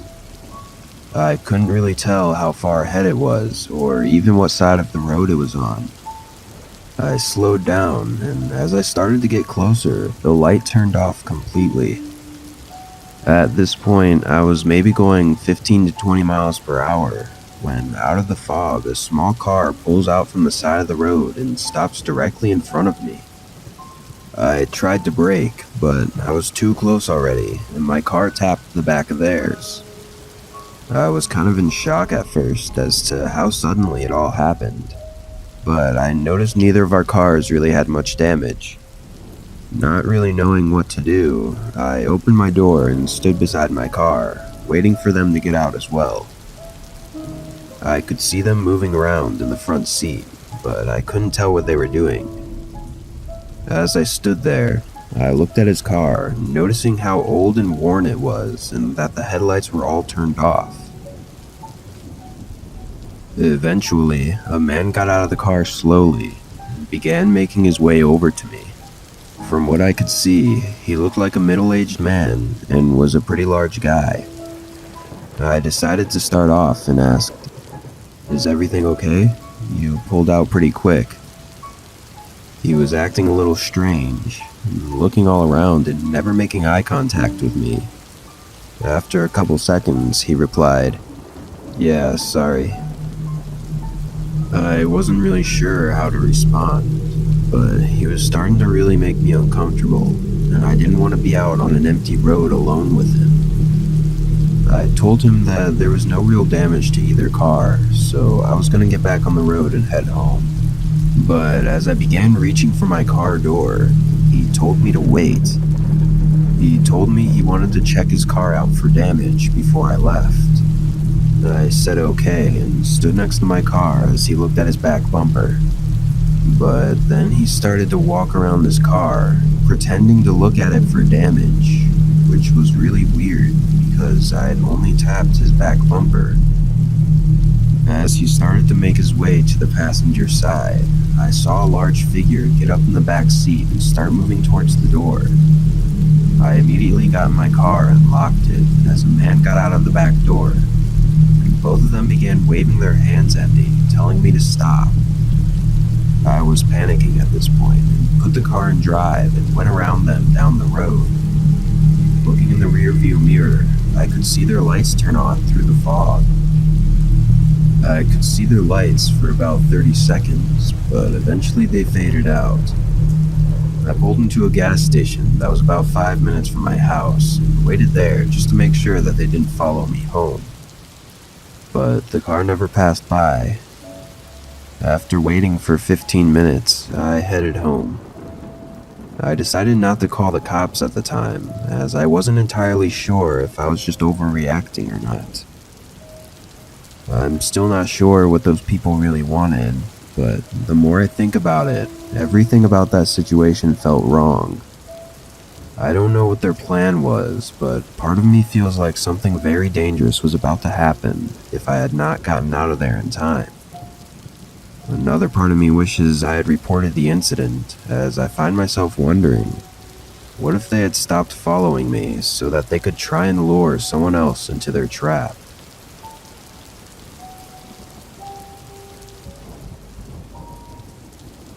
I used to work for a small trucking company that would deliver frozen product to stores across several states. For the most part, I would do 3 or 4 deliveries before heading back to the warehouse and then home. Every once in a while, though, we would have a long delivery route where we would end too far to head back that same day. So we would have to sleep somewhere overnight before heading back.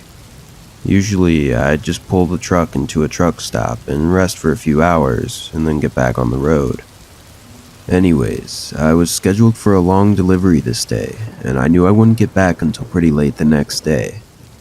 I got ready and headed out. Nothing happened the whole way there. I drove down, unloaded the truck, and started heading back. It was pretty late though, around 1 in the morning.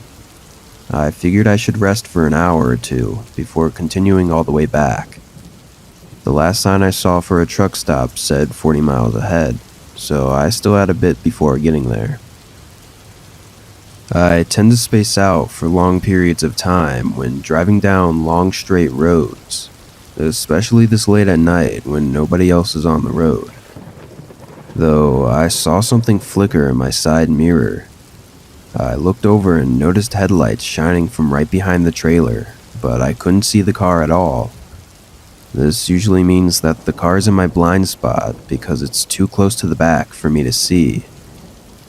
I continued down the road at the same speed, waiting for the car to get into the other lane and pass me, but to my surprise, he stayed right behind me. This was starting to really bother me, as I knew if I had to brake for any reason, this guy was for sure going to hit me. The truck stop was just a few miles ahead though, so I tried to ignore them for the rest of the way there. Finally, I see the sign for the rest area and start to pull in. As I'm turning, I check my mirror and I see the car slow down a little, but then he continues to follow me into the parking lot. I honestly wasn't sure what to think at this point, but I figured I must have accidentally cut him off a while back, and he just wanted to yell at me about it.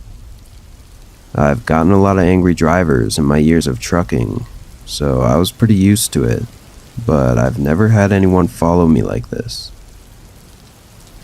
I pulled into an open spot and shifted in park. The car slowly trailed behind me, and continued to get closer and closer to the back before eventually stopping. Again, he was too close for me to see him, but at this point it was getting too weird. I got out and started walking around to the back to question them. Though, almost as soon as I slammed my driver door shut, they put it in reverse and drove away in a rush.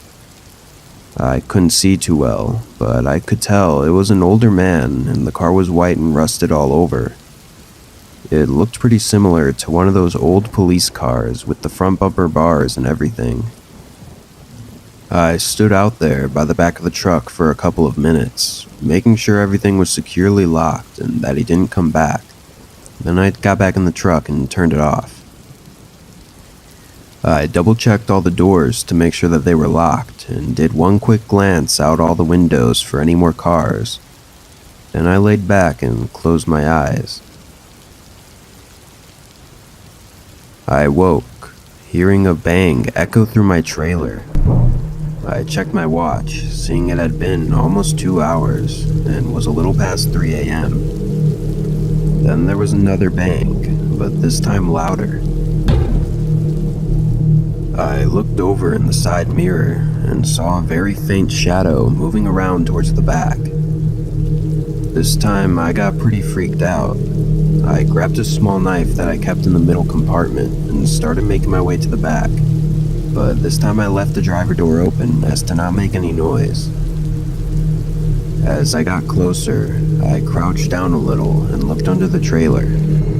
I could clearly see someone standing right up against the back of the truck, and their car just behind them with its headlights off. Once I saw that, a rush of fear ran through my body, and I decided not to approach any further and instead shouted out to them. My voice was a little shaky, but it seemed to do the trick. They rushed into their car and sped off. Looking at the back door, there were scratches all over the lock and clear marks as if he was trying to cut it open. I looked around to see if any other trucks could have seen the incident, but the lot was pretty empty. After a couple minutes, I ended up just getting back on the road and headed home. Nothing else happened for the rest of the trip. I've always assumed the man was just trying to steal from my trailer, but obviously he didn't know that I was on my way back from a delivery and the whole trailer was empty. Anyways, it's still the most unnerving thing to happen to me during my years of trucking, and I still get paranoid sometimes with a feeling that a car might be following right behind me without me even knowing.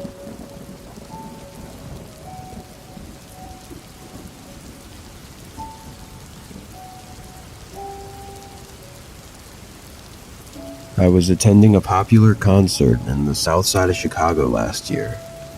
As most of you probably know, it's a pretty sketchy area down there, and the crime rate is really high. But the tickets were really cheap and the concert was well populated, so I felt pretty safe. Plus, I decided to go with a couple of my friends.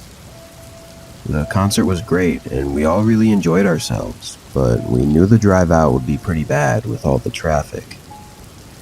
It was almost 10 p.m. by the time we got out of the parking lot and onto the main road. We realized pretty quick, though, that we were going to be on this road for a while, as the cars were barely even moving forward. Sitting there, my friends started to look up other routes to get back to our town, and they found one that could hopefully get us past all this traffic. After sitting in basically the same spot for 30 minutes, we agreed we would try the other route. We turned off the main road as soon as we could and began going through neighborhood streets. Surprisingly, there were a lot of people outside this late at night, just walking around or standing in their yards. This wasn't normal from where we lived, which was just a couple hours west. As we continued down these neighborhood streets, we began to notice that the people outside would watch us as we drove by. And then we also started to realize that we hadn't seen any other cars in probably 20 minutes. This got us a little bit nervous, and we all started to pay more attention. I asked one of my friends to check where the nearest main road was, and as he was scrolling through the map, my other friend pointed out a car at the end of the street that we were on. It was parked sideways, blocking both lanes of the road. I stopped the car immediately and backed out and got onto the road that we were on previously, then continued down there. We began to panic a little bit, trying to find a safe way out to a more public area with other cars. But just a few seconds later, we again saw at the end of the road a sideways car blocking both lanes. I stopped the car and I looked over at my friends. We were all looking at each other, clueless of what to do. It was too dark and we couldn't tell if anyone was in the car up ahead, so we didn't want to approach it. As we were discussing our options, two men came up from one of the houses off the street. One of them stood behind the car, and the other one came up to my window. He signaled with his hands for me to roll down the window, and nervously, I rolled it down just a few inches.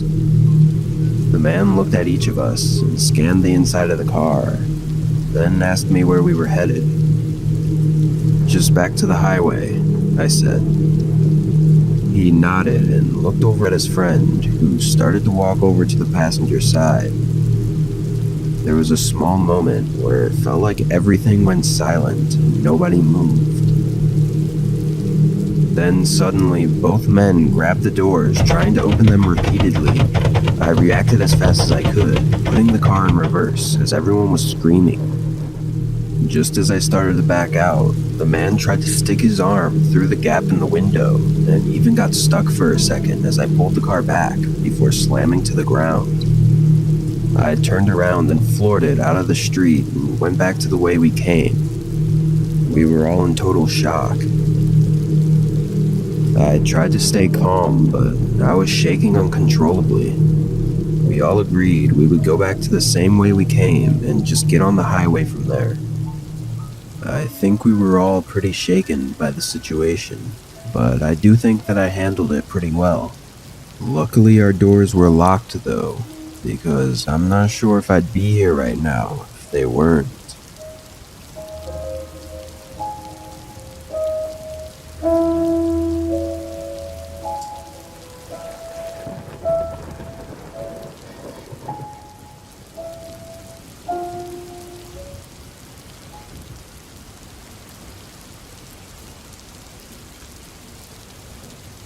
I was 18 and had just moved into a new state to start college soon.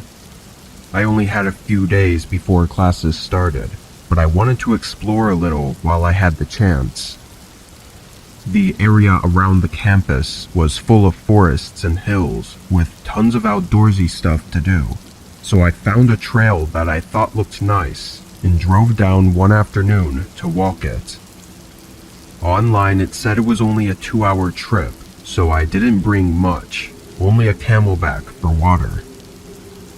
There were no other cars parked at the specific spot, which made me assume nobody else was on it, but not far in, I walked past another hiker.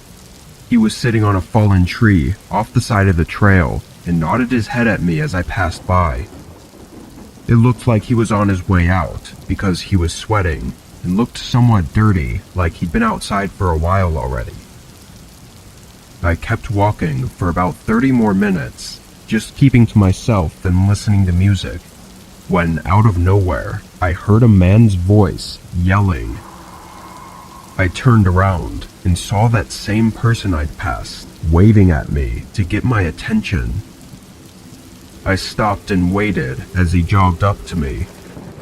He said the trail name I was on in a questioning manner, and I responded, "Yeah, that's the one I'm following."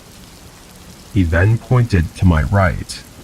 I looked out, and going into the trees was another trail. It looked pretty much identical, as neither trail was more than just some thin line of dirt. People tend to get lost in this section, going down the wrong way. I smiled and thanked him, but it definitely was a bit odd. He seemed nice enough though, and not meaning to be anything but helpful, and as I started walking down the trail he told me to, he continued along behind me. He explained that he's lived here for years and walks this path almost every day and hates to hear about new hikers getting lost out there. I guess it made sense to me at the time, and I kept up with the small talk, not really having any choice since he was right behind me. But after a few minutes, the conversation fizzled out, and we just walked in silence for a while, still right by each other, but just not talking. The trail went straight for a long time, and it was after a good 45 minutes that I realized how far we'd walked. Knowing it was only supposed to be a 2-hour trail, I thought by now it would have started looping around. While I was just starting to think about this, I stumbled over something. It was a rusty railroad track, half buried in the dirt. I was surprised and looked back up, seeing not too far away from the trail an abandoned mine. It was this small hole going into the hill with 3 old wooden beams around the entrance and some railway tracks going into it. I walked up and looked inside, but the light from outside didn't go very far at all. It was pitch black, with no way to know how far down it went. As I stood outside the entrance, the man came up behind me. I turned around and saw him standing just a couple feet from me, but his face was straight, and I don't know how to describe it, but he no longer had that harmless look. "Go in," he said in an eerily monotone voice that was nothing like how he was speaking before. It was demanding and terrifying. I took off running without hesitation. He tried to reach out and stop me, but once I got a few feet away, I didn't hear him chasing me. As I entered the trees, I looked back, and the man was gone. He must have went right into the abandoned mine. I ran all the way back to the first part of the trail, then got back to my car and left the forest. That being my first real experience outside of my hometown was really unfortunate, but I think it taught me a lot. I blindly trusted a random person I just met, and it could have been the last thing I ever did. If I went into that mine, I don't think I would have ever left.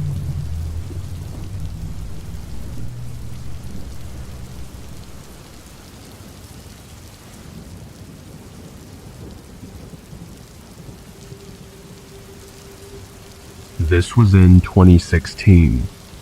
I was living alone in a small home on the countryside.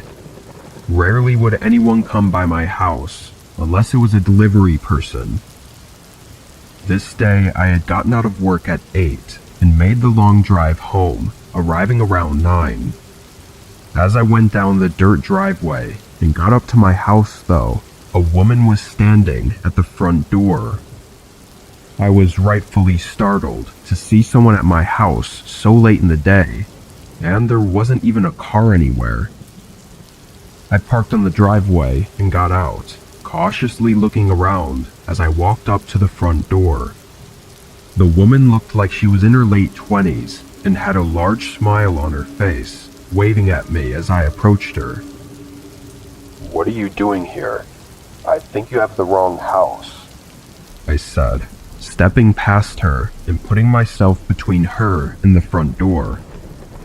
She said she was trying to get some directions from here to get into town. It was a strange request since she had no car, and it didn't answer the question as to why she was way out here at my house. Regardless, I told her to go down to the road and make a left, and that it would take her all the way into the center of town. She looked at me, still smiling, and thanked me, but instead of walking away, she tried to keep talking to me. It was unmistakably in a flirty manner, which in this context was almost creepy in a way. I tried to cut off the conversation multiple times, but then she asked if she could stay with me and warm up for a little bit. I obviously said no. She still smiled though and tried to convince me, but I again stated that I would not let her in. Then I opened the door, going inside and locking it behind me. I even debated calling the police because everything about this was really strange.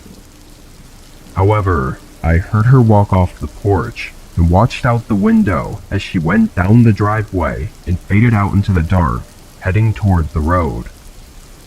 Seeing she finally left, I left the window and grabbed a drink, then sat on the couch and tried to forget about it.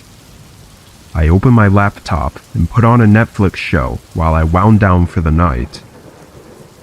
I was really tired and I dozed off maybe 15 minutes in, but shot awake to a knock at the door. There was only a few seconds before they knocked again, and then a woman's voice called out, asking for me to come to the door. I knew it was the same woman from earlier, but I got up, and rather than going to answer the door, I went to the window. I was just going up to confirm it was her before calling the police to take care of this. But when I looked out the window, there were almost a dozen men standing outside my house. Some were scattered around in the trees on the side of the driveway, and others were right up near my house, waiting by the porch. I called the police and was literally shaking as I waited, hearing them moving around the house and talking to each other. One of them mentioned something about another house, but I couldn't figure out anything else on why they were here. They never tried to break in though. The woman kept knocking and calling out for me, but that was all.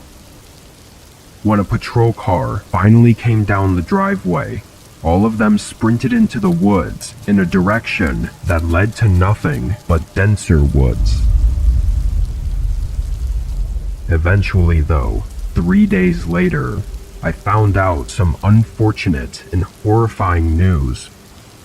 One of my neighbors that lived in a house down the road was missing. After no sign of him, they found his front door unlocked, and his house looked normal, like there was no forceful break-in. I think he may have fallen victim to exactly what happened to me, which makes my encounter with those people even more terrifying, knowing that I could have been missing right now, too.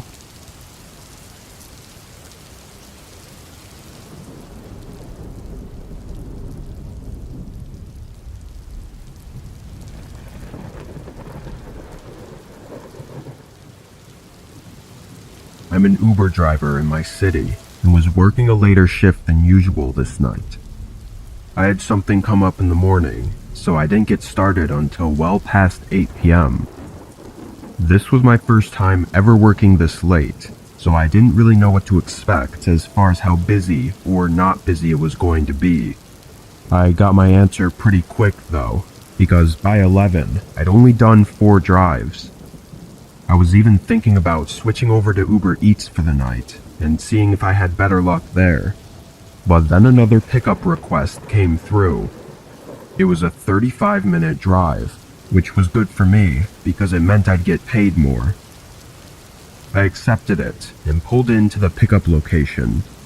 It was a train station a few minutes from me.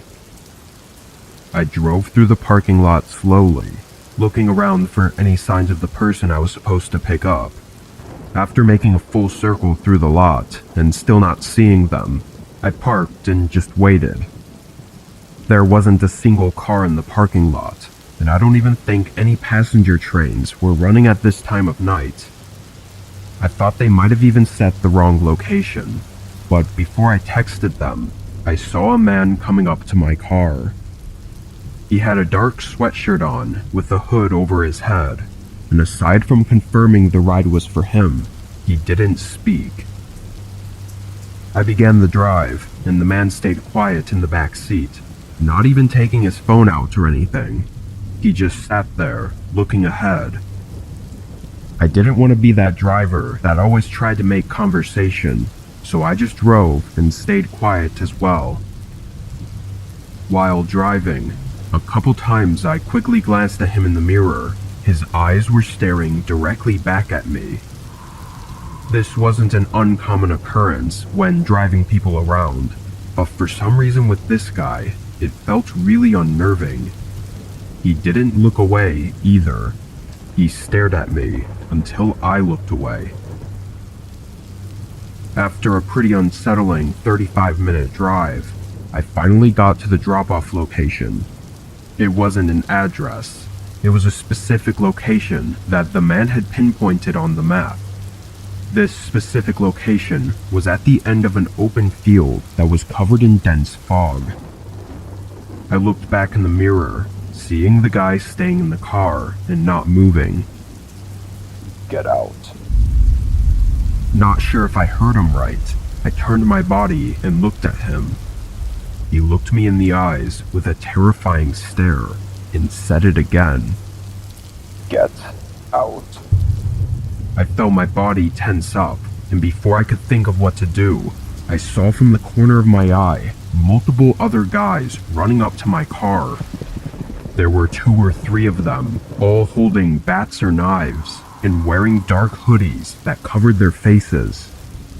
They swarmed my car just as I put it in drive, but they were able to get the 2 back doors open and tried to jump in.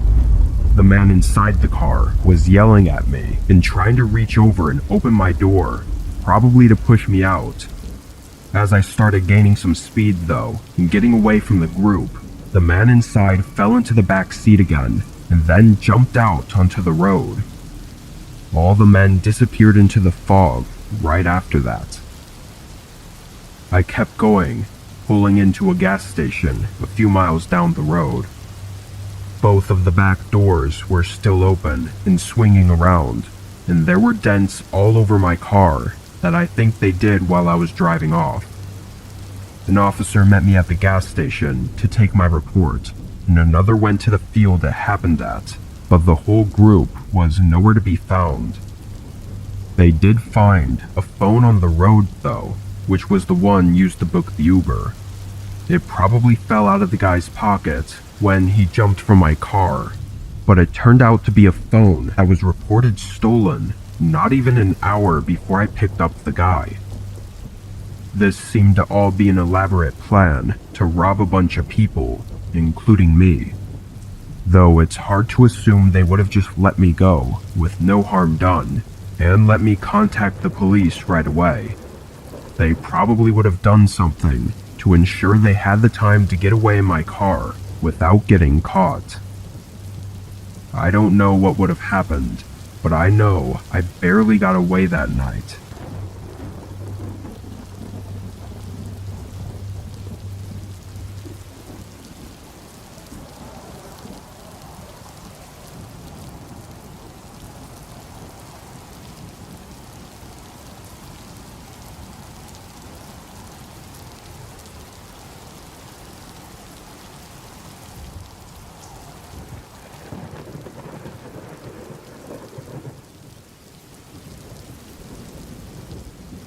This was a pretty normal night for me. I was off work for the weekend and was planning on doing absolutely nothing productive for my 2 days off. I had some snacks and drinks set up on the table by my couch, and I was watching some silly movie to pass the time. It was storming outside, and it was actually a lot worse than it usually was around here. The lightning was really loud, like it was touching ground less than a mile away. I usually find comfort in rainy weather, but this was a bit much even for my taste. What definitely wasn't comforting was when I heard something hit my front door. It was only a single thud, which made me think the wind had blown something into it. I got up and checked outside, opening the door and getting peppered by the rain and wind. Nothing was out there though that could have bumped into my door. I was actually so confused that I even stepped further outside to look around for anything near my porch. Not getting any answers and only getting drenched by the rain, I went back inside. Whatever it was, it seemed like it was gone. My shirt was completely soaked through, so before doing anything else, I went right upstairs and threw on a clean shirt and dried myself off with a towel. While I was up there, I heard it again. A loud thud slam into the front door. It made me jump and mumble under my breath as I was genuinely shook by it. I waited for any more sounds as I regained my cool, then moved over to the stairs and looked over the railing at the front door. My eyes widened. The door was open, rain splashing inside and everything. I quickly ran over and shut it as best I could, but the handle was all messed up. I still had no idea what happened. Honestly, I thought there was a tornado or something. Of course, I quickly realized that this was far more horrifying than I thought. The puddle that formed inside the doorway had several muddy shoe prints smeared into it and going across the floor. With the door loosely sitting in the frame, I left it and started to follow the path of mud and water through the hallway. I don't know why, but for some reason I felt like I was trapped in there with whoever was inside. I know now that I should have just run away immediately. But in the moment, I think the fear and adrenaline had me acting out of character. When I turned around the corner, which led to the family room, a pair of old, soaked boots were scattered on the floor, and the shoe prints I was following ended. I looked up. The lights were off in this room, and it only had a small couch and a sofa chair, which I knew they had to be hiding behind one of them. It was only then, as I stared into the pitch-black room, standing only a few feet away from an unknown person, that I realized I needed to get out of there ASAP. I quickly got my phone from the couch in the living room and ran outside into the storm, then found a tree to stand under as I called 911. It took several minutes, but eventually they came. 4 officers went into my home, and a minute later they came out dragging a man through the rain and into their car. He looked crazy. I don't know how else to describe him. His hair was long, and his eyes were sunken in. What's even more disturbing was that after they locked him up in the car, I went back inside with an officer, and they said they found him hiding under the couch. So that whole time I was staring into the dark room, he was probably staring right back at me. Even worse, we found a sledgehammer behind the couch he was hiding under. He obviously used it to break in, but what else he was going to do with it is unknown. Hopefully he stays locked up for a long time. Otherwise, I'll probably be living paranoid for the rest of my life.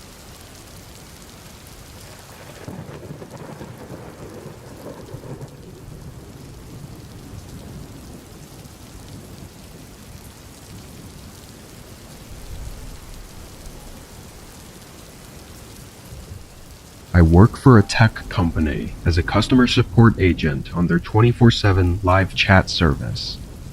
Because of the nature of the job, I get to work from home. The downside, though, was that I was an overnight worker. Being in the comfort of my own home and having to pull an all-nighter was a recipe for disaster.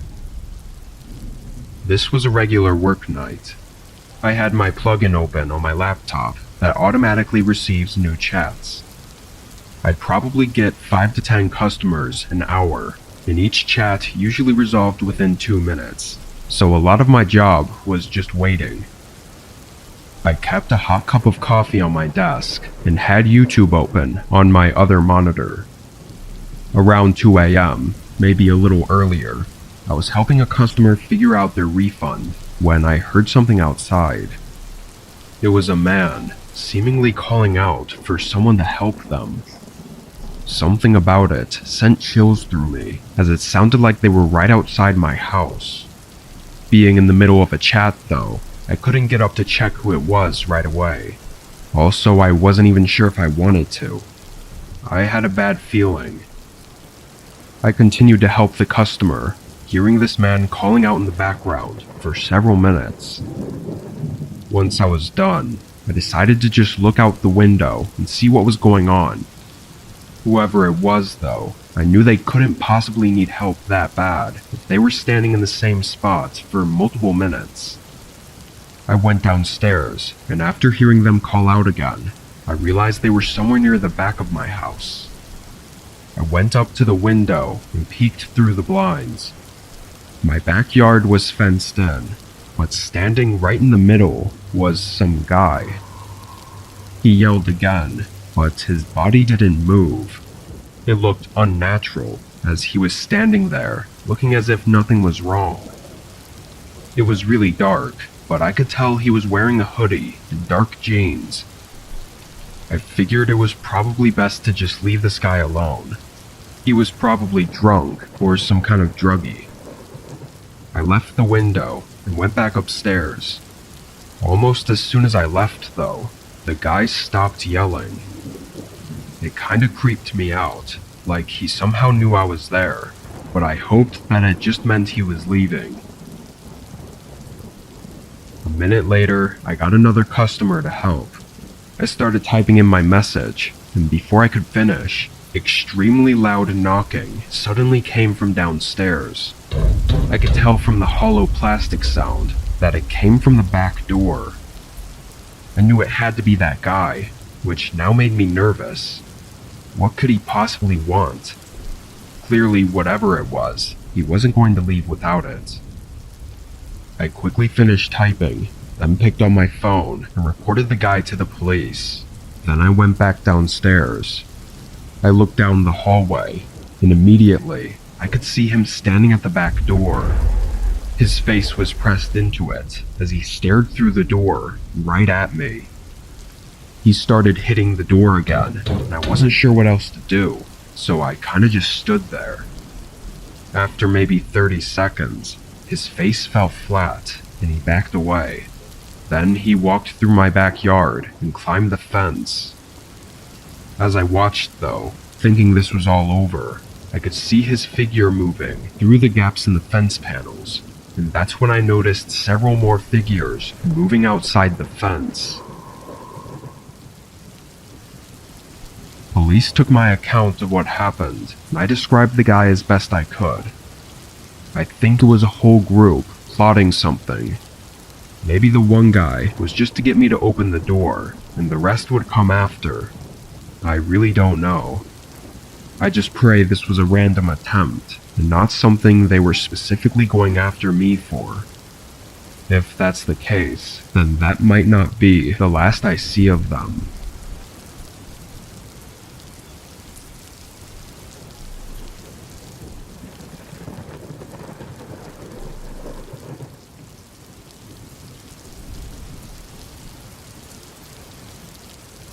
I live in St. Louis, Missouri, right in the heart of the city. The high crime rate is no exaggeration, as there's new stories coming out every day about awful things. Living here, though, I'd actually never had anything happen to me up until this point, and never even seen anything happen personally. I always felt like whatever was going on was kind of outside of my life, so I tried to go about life as normal. I worked for both Uber Eats and DoorDash, usually on my bike since I was in the city. This day I was doing mostly Uber Eats, and I'd started around dinner time. The weather wasn't great, cloudy and raining off and on, but it's part of the job sometimes, as the money's not going to make itself. Around 11, I found myself pretty far from my usual location in the middle of the city. With the rain getting worse, I was thinking about just biking back to kind of reset my location closer to home, but an order popped up that was too hard to refuse. $30 for a delivery 2 miles away. For reference, I was on the edge of the city, where it merges into a more suburban area with small homes and large apartment buildings. It wasn't a nice area by any means, but it was nowhere I hadn't been before.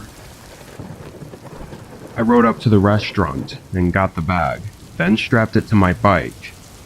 As I was doing this, a car's headlights were lighting up the sidewalk I was on.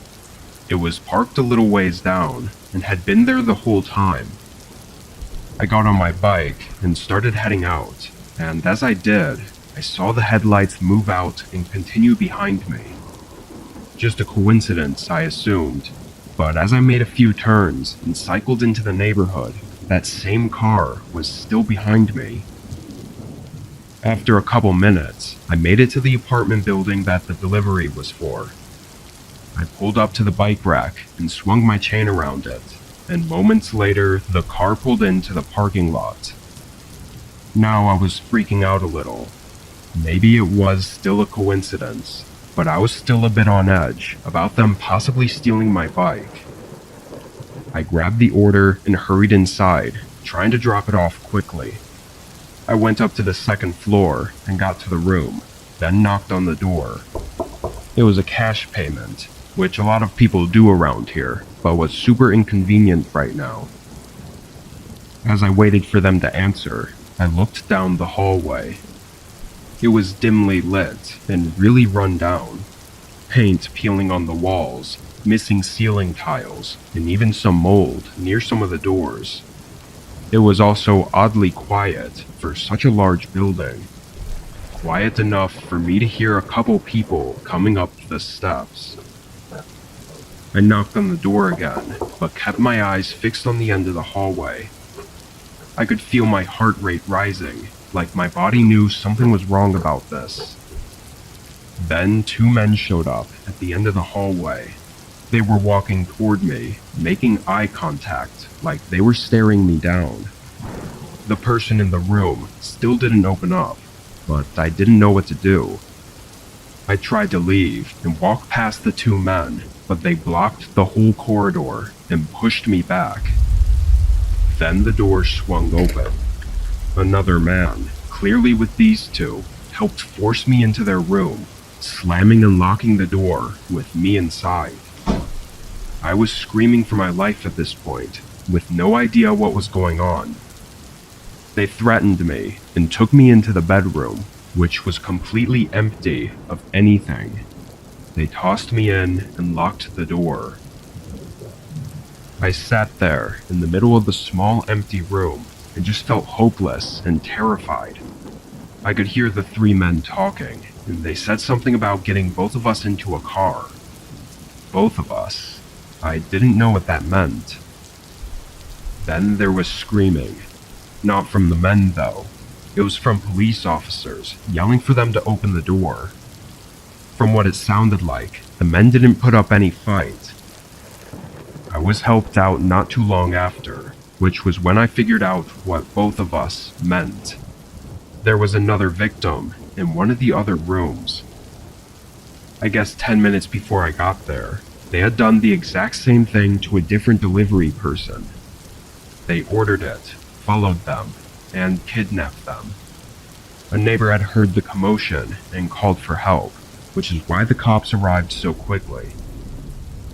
As far as what was going to happen if nobody showed up, we can't say for certain. None of the men said a word about their intentions, so all the cops can do is assume based on any evidence they could find. Luckily, it seemed like this was their first attempt at something like this, so hopefully it'll be their last. I can't imagine what would have taken place if not for the neighbors saving us.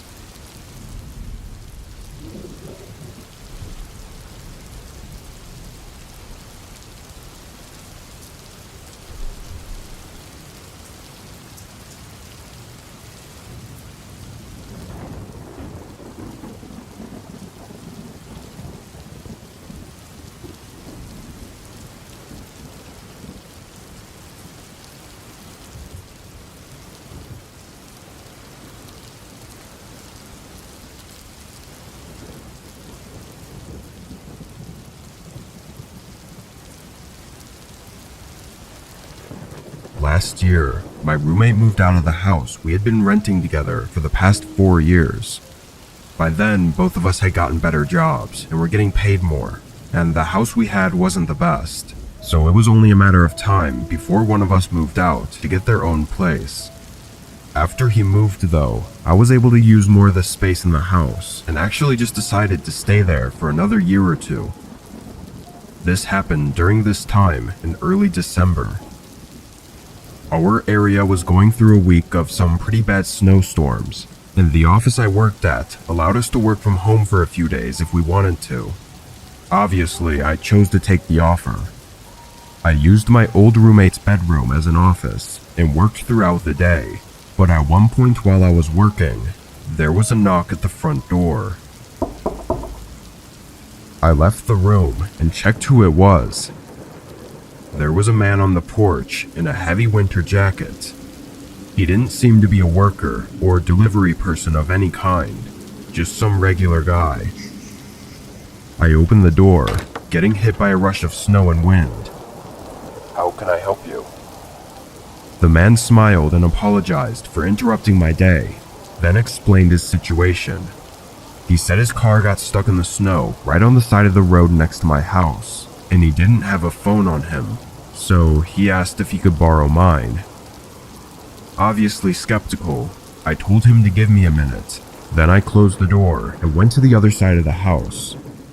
I looked out the window at the road he was supposedly stuck on. There was a small SUV that looked like it had actually slid into the curb and gotten stuck in the snowbank. Now that I was pretty sure he wasn't lying, I grabbed a jacket and put on some shoes, then went back to the front door. I was still a bit skeptical, but I stood on the porch with him as he used my phone to call his brother, just so that if he did try to run with my phone or anything, I could chase after him or prevent him from leaving. After a quick call though, the man handed my phone back and thanked me, then walked away. I went inside and checked the window, seeing the man getting in his car. Thinking everything was settled now, I went back to the office and started working again. Around 7, I felt like I'd done enough for the day and took the rest of the night off. It was then that I remembered about the man and his car and went to check on it, but I was surprised to see that the car was still there, and I could see the man moving around inside. It had been almost 3 hours by then, which made me wonder how he was still there. Maybe he was waiting for his brother to get off of work and pick him up. I didn't know, but I went to the kitchen and made some dinner, then sat on the couch to watch TV. I stayed up until about 9:30, then went upstairs to shower and get ready for bed. I turned the water on and got in the shower, but a few minutes in, there was an abrupt and sudden banging on the front door. It was loud and harsh, completely jump-scaring me and putting me in a fear-induced frozen state for a moment. The banging was so loud, it was shaking the walls, and even across the entire house, I could hear that it was coming from the front door. They were hitting it non-stop, and I could even hear them aggressively shaking the door handle. It was such a sudden burst of chaos that it was hard for me to know what to do. I turned off the shower and quickly got dressed, but as I left my room and walked down the upstairs hallway, everything stopped. It was just silent, no more sounds at all. I stopped in place, hearing only the wind from outside and feeling the eeriness set in, before I slowly walked downstairs and up to the front door. Nobody was there anymore. I quickly ran to the window, seeing that the car was still there, but the man was not inside of it. Not knowing what to make of any of it, I called the police. When they came, they noticed multiple sets of shoe prints in the snow, but they were covered up by the storm soon after. They took the license plate of the car though, and found a picture of the owner, and from what I could tell, it was the same guy that I'd helped on my porch. In the following days, they waited for him to turn up, but as far as I know, he never did. It's really disturbing to think about what could have happened that night, right outside my door. Was it that same man, desperately trying to get in for some reason, or someone else with a more malicious intent? It seems most think that it was the man running from someone and trying to get help, but what happened afterwards is still up for debate. Nothing is really known about that night. Where the man is now and what he was running from are just a few questions on a long list that will probably never be answered.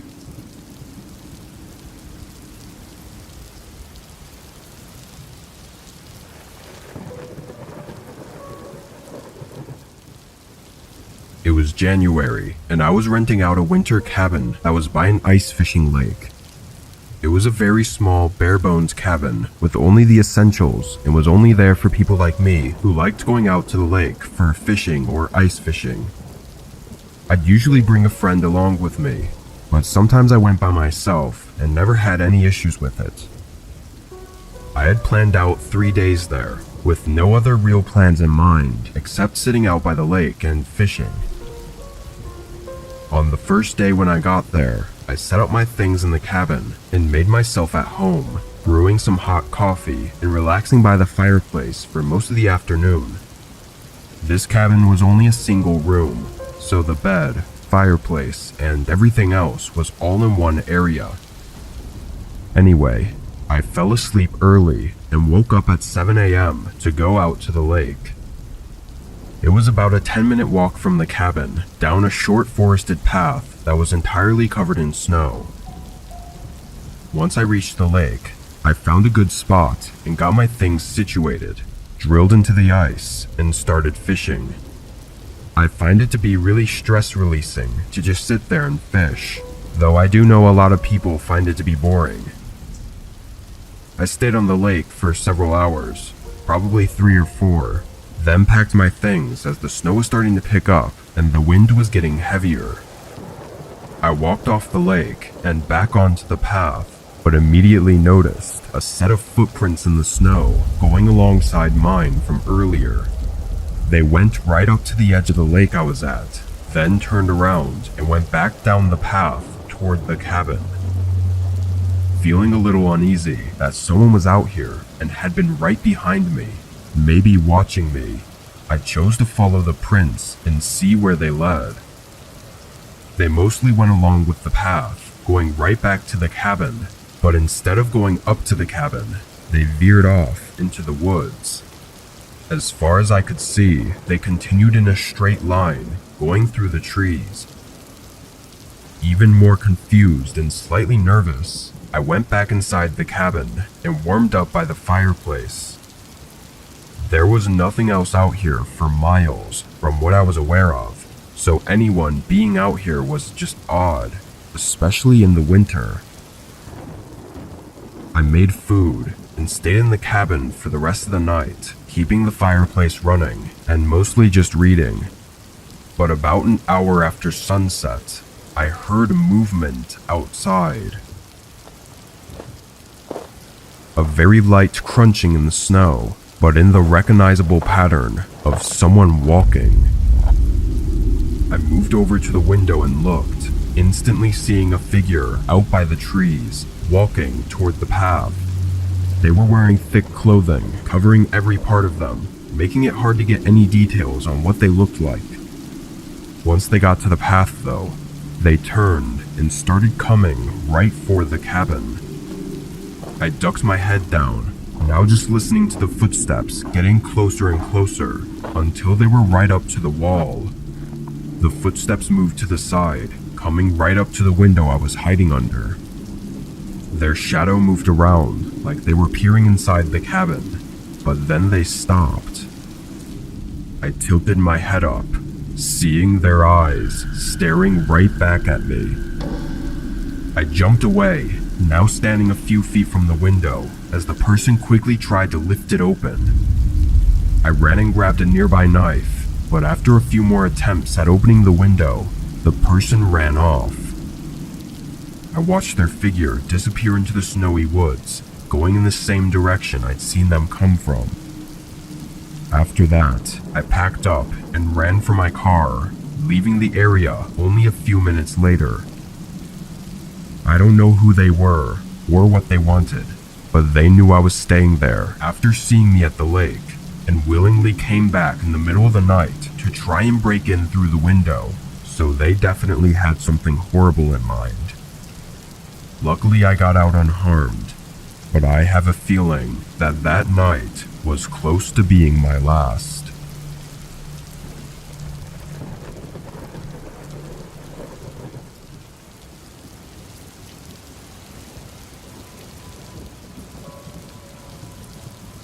This happened in January of 2020, when I was 18. Over winter break, I had signed up for DoorDash since a couple of my friends were also doing it. I didn't really need the money, as I was in high school and still living with my parents, but it was more to just have something to do. And as a kid, a couple $100 a week was pretty nice. My first few nights went smoothly. I got the hang of it after the first 3 or 4 orders, and after that, it was all just the same sort of work cycle.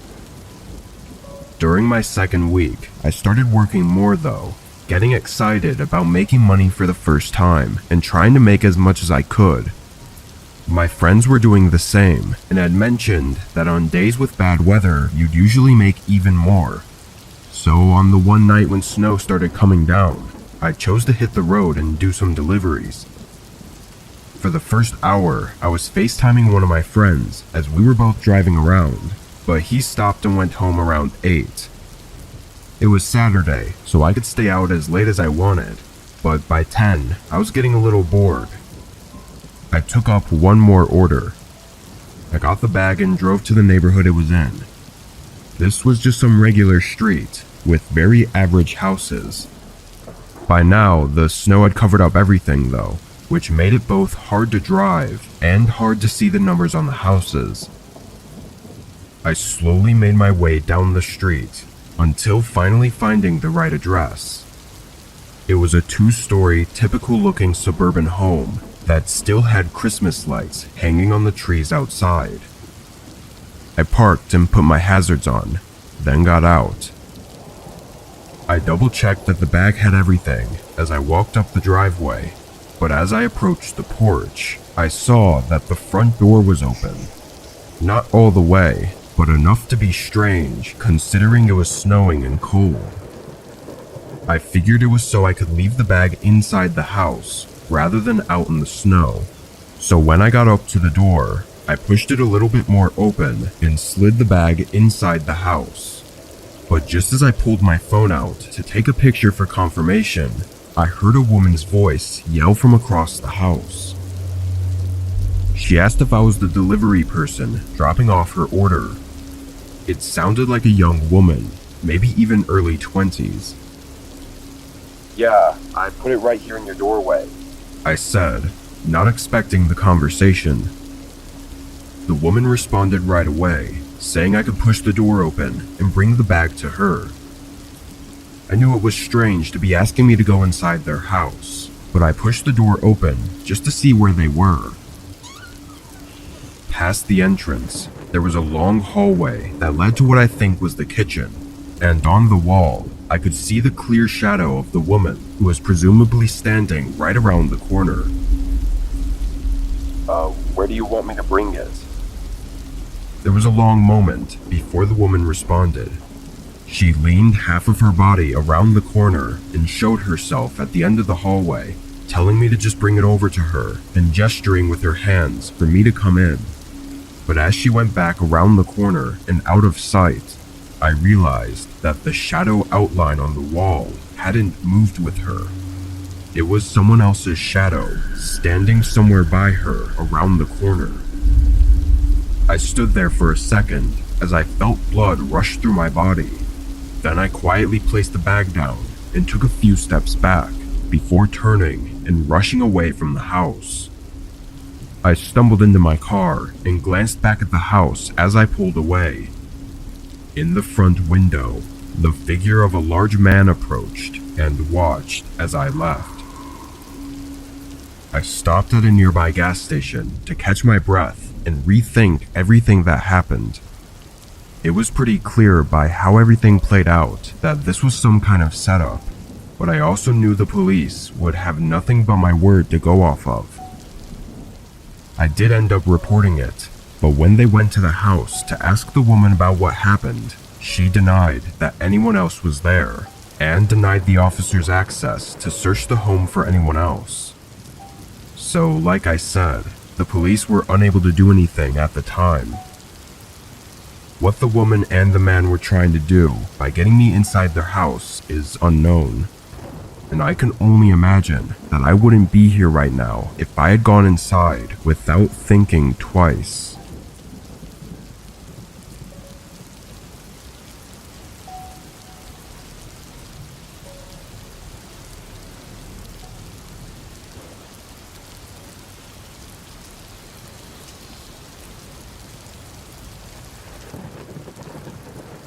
In 2010, Edward Rosenthal set out on a small trail in the isolated deserts of Lower California. Unknowing to him, Rosenthal would spend the next 6 days and walk 39 kilometers, completely lost in the vast, scorching desert canyons with barely any food or water.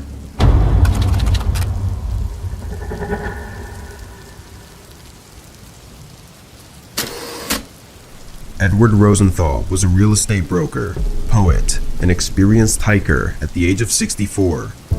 He even kept a personal journal with records of his hikes throughout his life. In 2010, Rosenthal contributed to a large real estate sale in downtown Los Angeles, and in celebration of this huge accomplishment, he decided to take a trip down to California's Joshua Tree National Park to spend a few days camping and hiking the trails. Rosenthal stayed in a nearby hotel, and on Friday morning, he drove down to the Black Rock campgrounds, where he would talk to a few campers that stayed there as well, and then set out on a short day trail along the canyons. He brought along a rimmed hiking hat, 3 liters of water, a couple of snacks, a small blanket, a whistle, and some flares. Considering the small trail he was going on, Rosenthal was actually very well prepared. He made it to the far end of the trail in just a few hours, then began making his way back down the same trail. One thing to note is that these desert landscapes are often extremely bare, sometimes looking almost identical in all directions. Without being extremely careful, it can be very easy to think you are on the right path, but actually be on a completely different one. Rosenthal stayed on the right trail for some time, but after he hadn't recognized a few areas, he eventually realized he had lost the trail. He wasn't confident he could track his way back to the trail, given the unknown landscape, and feared becoming more lost.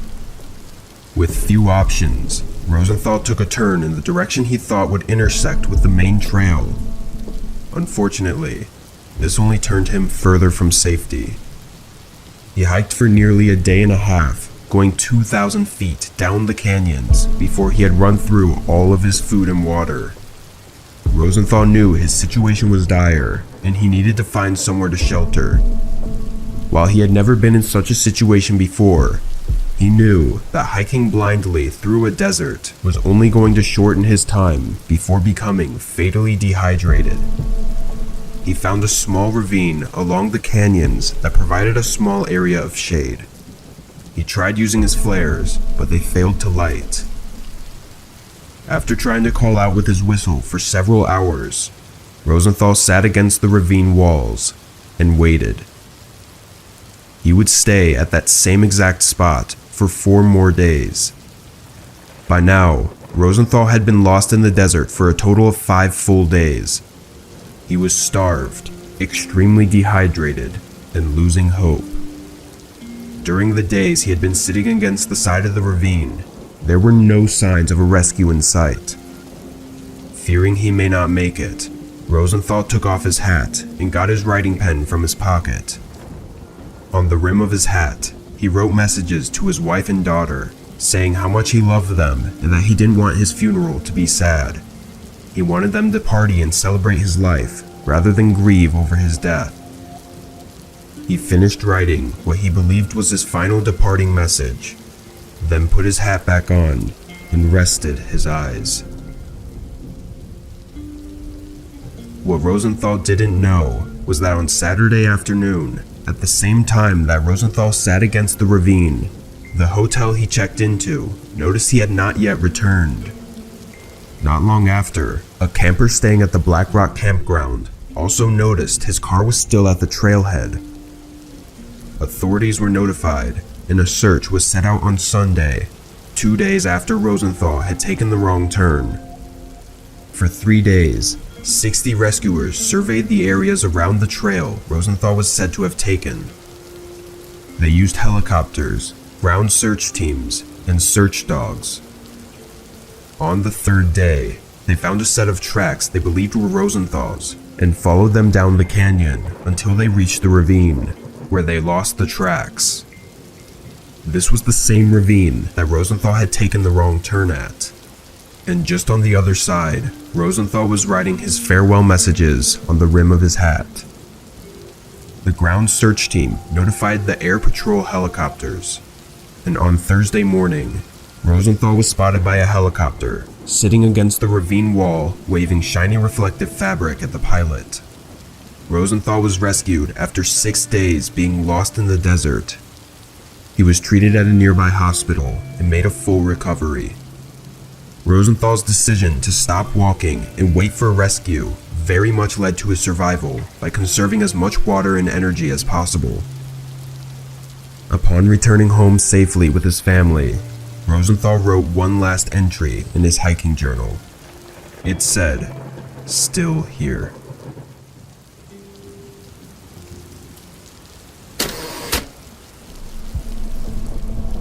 Jimmy Hale was a relatively wealthy man living in Massachusetts in the early 1900s. In 1928, he began to grow a fascination for archaeology and fossils. His career had nothing to do with these subjects, though, nor did he have any experience in hiking. To solve this, he read several books on bushcraft and archaeology, then traveled to the Ozark Mountains in Arkansas without hesitation. Although vastly underprepared, Mr. Hale thought himself an expert after his brief introduction through just a few books. Once he arrived, he hired a host to give him a temporary home to stay at, along with some guidance in the mountains. This man was Vance Randolph, who was an experienced artifact hunter in the Ozark Territory, which was a common area for prehistoric archaeology. Vance stated that in the days leading up to their expedition, Mr. Hale felt so confident that he would even try to correct Vance on his years of knowledge. Despite everything, they began their trip. They made small camps along their trail where they would stay and try to find artifacts and fossils. After 2 weeks, they had traveled across the Ozark Range, and according to Vance, they were just 3 to 4 miles away from a nearby village. On this particular morning at the camp, Mr. Hale decided he wanted to find this village so he could make a call to his girlfriend back home. He planned to hike down to the small village, then come back up several hours before sundown. Vance stated that the trail to the village was straight and safe, and allowed Mr. Hale to go. Vance took this time as a break from having to deal with Mr. Hale's arrogance and obnoxious confidence. But, as the sun started to set, Mr. Hale had not yet returned. Still, Vance didn't believe Mr. Hale could have gotten lost in the woods during the short journey, and instead believed that he must have decided to stay the night in the village. Vance waited for a little bit, then slept alone in the camp. In the morning, he waited until noon, before he knew that Mr. Hale should have definitely been back by then. Vance traveled down to the village and found no trace of Mr. Hale having been there the night before, meaning that he had never made it to the village. More worried than before, Vance got the help of a local lumberjack named Lem, who knew the surrounding areas even better than Vance himself. After just an hour of searching, they came across a small, shallow cave just 2 miles from their camp. Inside, they found several items belonging to Mr. Hale's backpack, and were sure that this was where he had slept the night before. The cave entrance was quite a bit away from the path to the village, which only made them more uncertain of Mr. Hale's condition. Lem and Vance continued up the mountain in the direction of the camp, thinking he must have tried to go back. Not far after, they spotted Mr. Hale. As Vance describes it, Mr. Hale was shaking his head and tossing his arms wildly about. When Vance called out to him, he turned his head and stared at him as if he was threatened. He then charged at him, supposedly frothing and spitting, with a complete rage in his eyes. Vance ran and ducked behind a bush, using it to keep his distance from Mr. Hale as they circled around it. After a short chase, Mr. Hale sprinted in the opposite direction, completely off the trail and into the dense woods. Lem and Vance followed his tracks and soon found Mr. Hale lying face down in a snowbank. They approached with caution, but found Mr. Hale to be completely unresponsive. Lem helped Vance carry Mr. Hale's limp body back to the village, where Lem kindly let him stay the night. On the following morning, Mr. Hale finally woke up. When questioned, Mr. Hale seemed confused and stated that he only remembered a few things. He said all he remembered was becoming lost and crossing over his own trail, then suddenly becoming extremely frightened and sprinting off into the woods. That was everything he was able to recall from the previous days. He had no memory of what caused him to be frightened or why he was acting so aggressively. Once Mr. Hale was better, he was sent back home to Massachusetts. Whatever happened to Mr. Hale on his expedition in the Ozark Mountains remains unknown.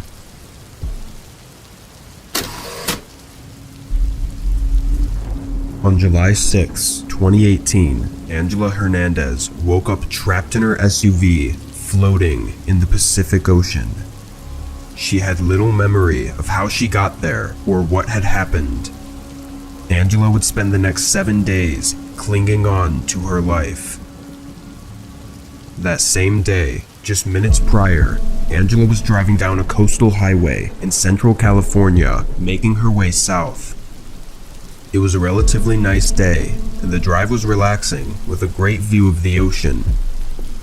She remembers most of the drive up until this point, where she recalls seeing an animal run into the road. Her instant reaction was to swerve, but when she tried to regain control, she was unable to. Her SUV skidded over the edge, tumbling 200 feet off the cliff. The car smashed into the rocky shoreline before plummeting into the ocean. After some time of being unconscious, Angela woke up.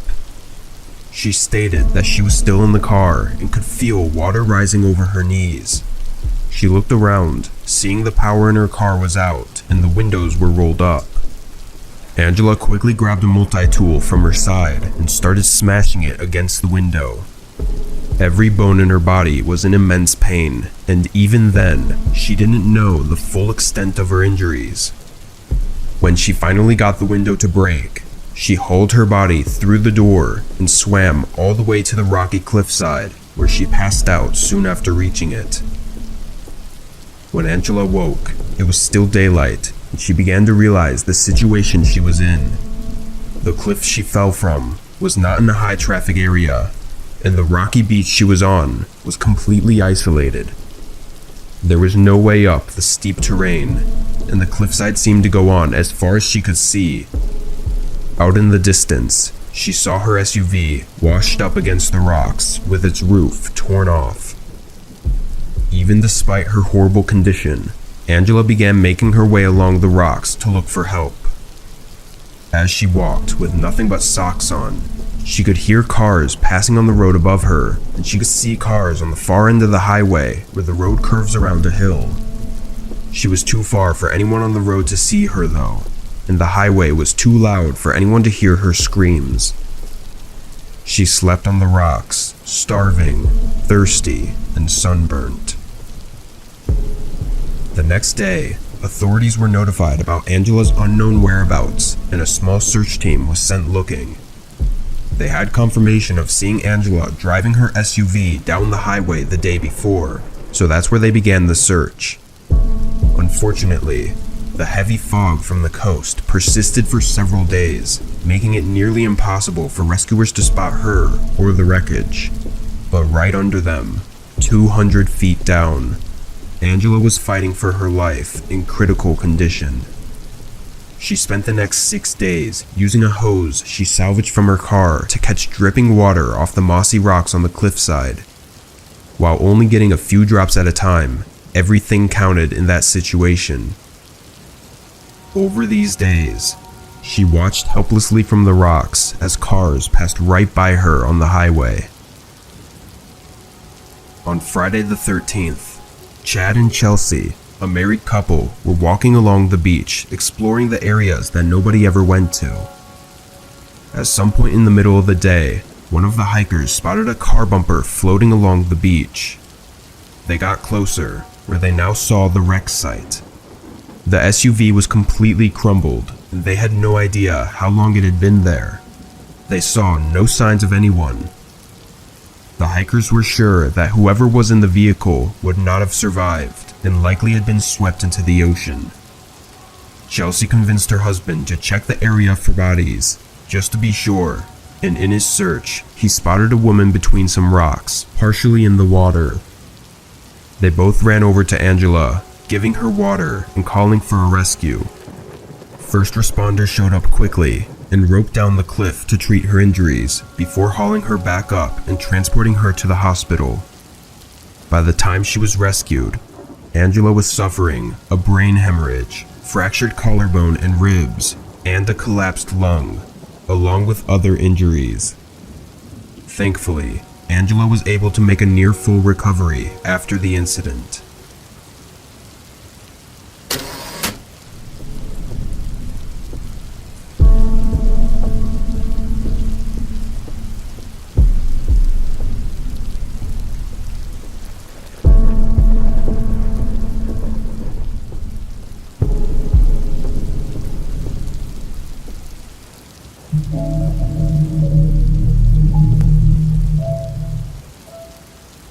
I live in a small neighborhood home in the suburbs of a large city. I had a roommate that lived there with me for almost 3 years before he eventually moved out into his own place. And at that point, I was able to afford rent myself, so I didn't bother finding a new roommate. However, during the weeks following his absence, I began to experience things that I could not explain. I have never believed in anything paranormal, but now I'm not so sure. I had to work late one night and didn't get home until 8. I did my usual and made dinner, then sat down to watch some TV. But as I sat on the couch scrolling through movies to watch, I heard the wooden floorboards creaking upstairs. This wasn't entirely uncommon due to the house being old, but it would happen often, and when it did, it always seemed like they creaked in a distinct pattern as if someone was walking. It was definitely a bit creepy, but I learned to ignore it after a while. However, on this night, they continued for almost 30 minutes.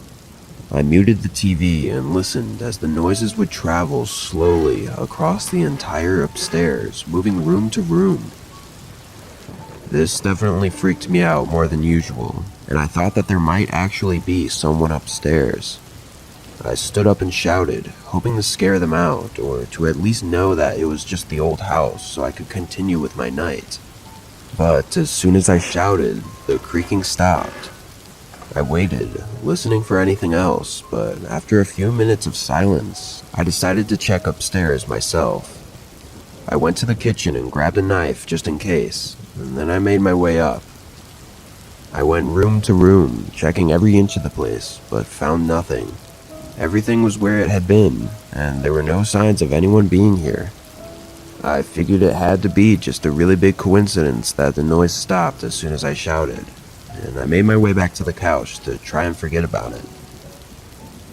I ended up going to bed around 12 after watching a short movie. I laid there in bed for a while. I was really tired, but for some reason I just couldn't fall asleep.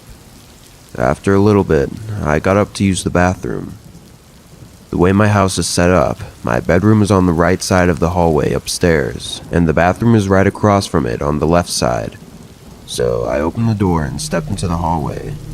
But just as I did that, I heard whispering voices coming from down the hallway and in the spare bedroom where my roommate used to stay. I stood there for a few seconds, listening and trying to collect myself. Then I slowly and quietly moved closer to the spare bedroom. And as I got up right next to the door, I leaned with my ear against it. It sounded like multiple voices whispering to each other, but it was indistinct or in another language. As I stood there listening, the voices began getting louder and closer to the other side of the door until it seemed as though they were just inches away. Again, I never believed in anything paranormal before, and even then, I refused to believe it. I'm a bigger guy, and I don't get scared easily, so I angrily pushed the door open, ready to fight whoever was there. But with the door wide open, my whole world stood still as I saw nothing but an empty room. In that moment, I was more terrified than I'd ever been in my entire life. The horror I felt surge through my body was unbearable. I turned around and ran out of the house and straight to my parked car. I sat in there staring at the house as I called my roommate. It was so late I wasn't sure if he'd pick up, but thankfully he did. My voice was shaking as I told him what just happened. Even he could tell something was seriously wrong because he'd never seen or heard me scared like that. Honestly, he didn't sound too surprised though, as he mentioned multiple times that he's heard things in that house before. What happened that night was an experience that I'll never forget, and it has since changed my beliefs on the paranormal. Honestly, I don't even know what to believe anymore. It's been over a month since that happened, and I've started sleeping on the couch downstairs every night instead of my bedroom. But still, every once in a while I wake up, hearing something upstairs, moving slowly, creaking the wooden floors above me.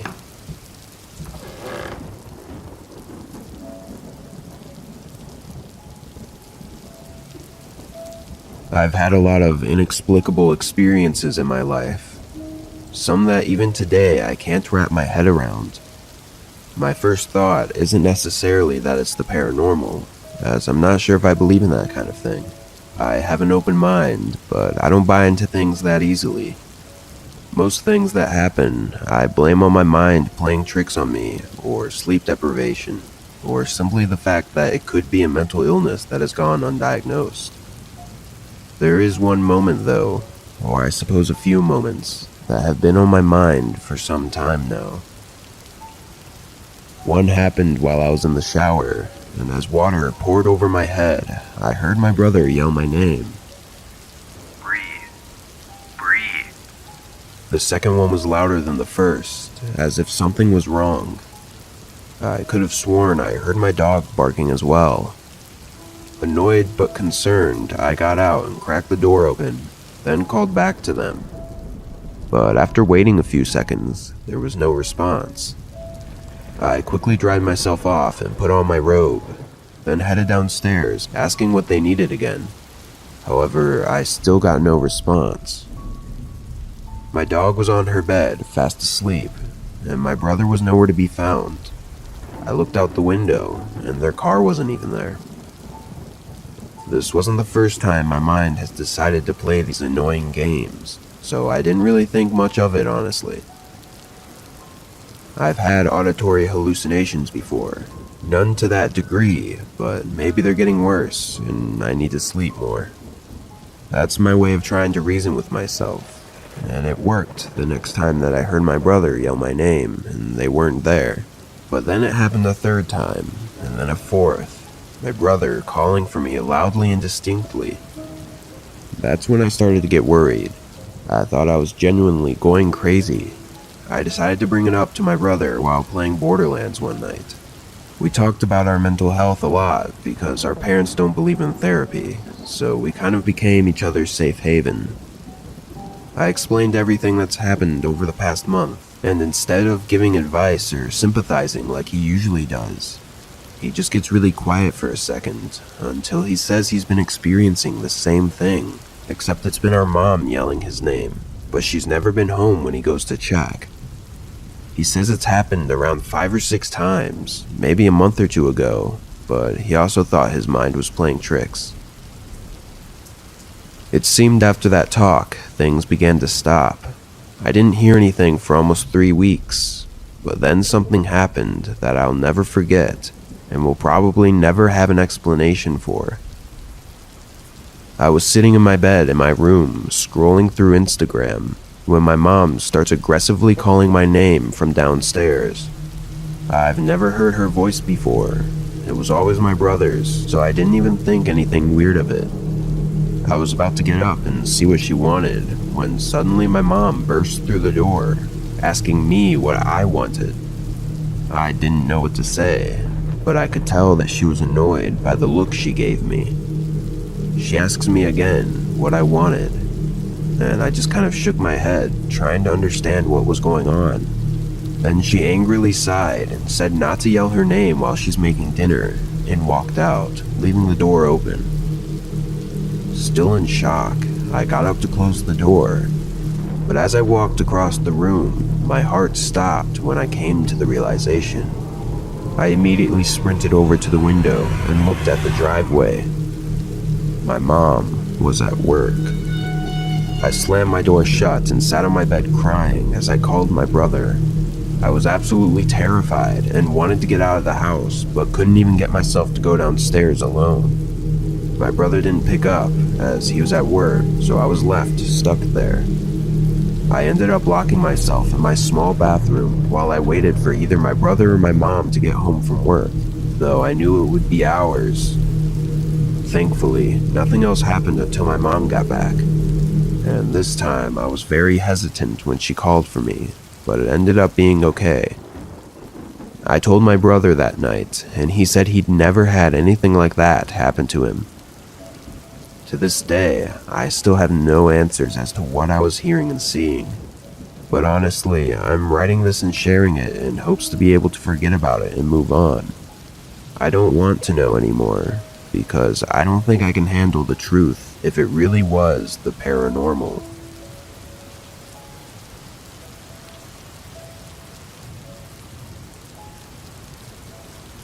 This happened several years ago, back in February of 2001. My friend, who I will call Jake for privacy reasons, invited me on a long weekend trip to a remote cabin that his uncle owned in northern Saskatchewan, and I agreed to join him, so we drove the long 6 hours from my house to get there. Let me give you a brief layout of the grounds before we continue. It was a small single-story ranch-style cabin with a kitchen, 1 bedroom, 1 bathroom, and a living room. There was no electricity or running water, and it was surrounded by forest on all sides. The only way in or out was down a long, unpaved driveway. We arrived at the cabin around dusk. The next day, Jake and I walked around the forest to search for some firewood, and about an hour into the walk, Jake spotted an abandoned house out in the distance. It was nestled among a group of trees, and this was rather strange as we were in the middle of northern Saskatchewan, and civilization was miles away. Jake wanted to check out the house out of curiosity, and although I was hesitant to go inside, I reluctantly joined him. We entered through a boarded-up window. Once inside, we were greeted with a musty smell. As we were roaming around, I noticed a door that headed into the basement. Curiosity got the better of me, and against my better judgment, I opened the door and slowly made my way down the steps. Once I reached the bottom, I froze. There were dimly lit candles in a circular pattern, as if someone was performing some kind of satanic ritual. I pointed our flashlight across the basement to see if someone was hiding, but no one was there. After doing some exploring, I discovered there was an empty alcove behind the stairs. As I made my way back to the steps, I saw something out of the corner of my eye. Under the stairs, which had been cleared just moments before, there was a black figure staring directly at me, and looked to be at least 8 feet tall. And once I saw its eyes, I knew I was in the presence of something inhuman. A pair of glowing red eyes stared back at me, full of hatred and malice. I then heard a low, repulsive growling, and without hesitation, I bolted up the stairs. Jake was still exploring the empty dining room and heard me coming up the stairs. "We need to get the fuck out of here." We left through the same way we entered. Our story, however, does not end there. When we finally returned to the cabin, I told Jake everything about what I saw, and to my surprise, he believed me. I didn't see anything myself, but the moment we entered that place, I felt that something evil lived there. We decided to put the whole thing behind us and get some rest. I suddenly woke up and checked the time on my watch, and it said 2:17 a.m. Things were dark and quiet, but I felt that something was amiss. After a while, I heard subtle footsteps outside the bedroom door. This was also when Jake woke up as well. "What's going on?" I told him to be quiet and listen. The footsteps became louder, and I got up from my bed and made my way over to the bedroom door. I then cracked it to see what was outside. Chills were sent through my body as there was an intruder in the cabin in the far corner of the living room, but it was not human. It was that same creature that I'd seen in the basement of that abandoned house. The moonlight did not provide adequate illumination, but I saw the disturbing form twist its head until its red eyes were looking back at the bedroom door. Or should I say, me. I slammed the door shut, locking it. In a panic, we both fled the cabin through the bedroom window, leaving all of our belongings behind. As we ran towards Jake's truck, we both heard a loud, ear-piercing scream. Jake frantically started the truck and floored it out of there. We remained silent the whole way home, not saying a word about what we saw. It's been nearly 20 years since this event, and Jake and I are still friends to this day, but we never returned to his uncle's cabin since. I don't know if what we saw that night was some kind of paranormal entity or an unknown creature living in the woods, but I don't plan nor care to find out.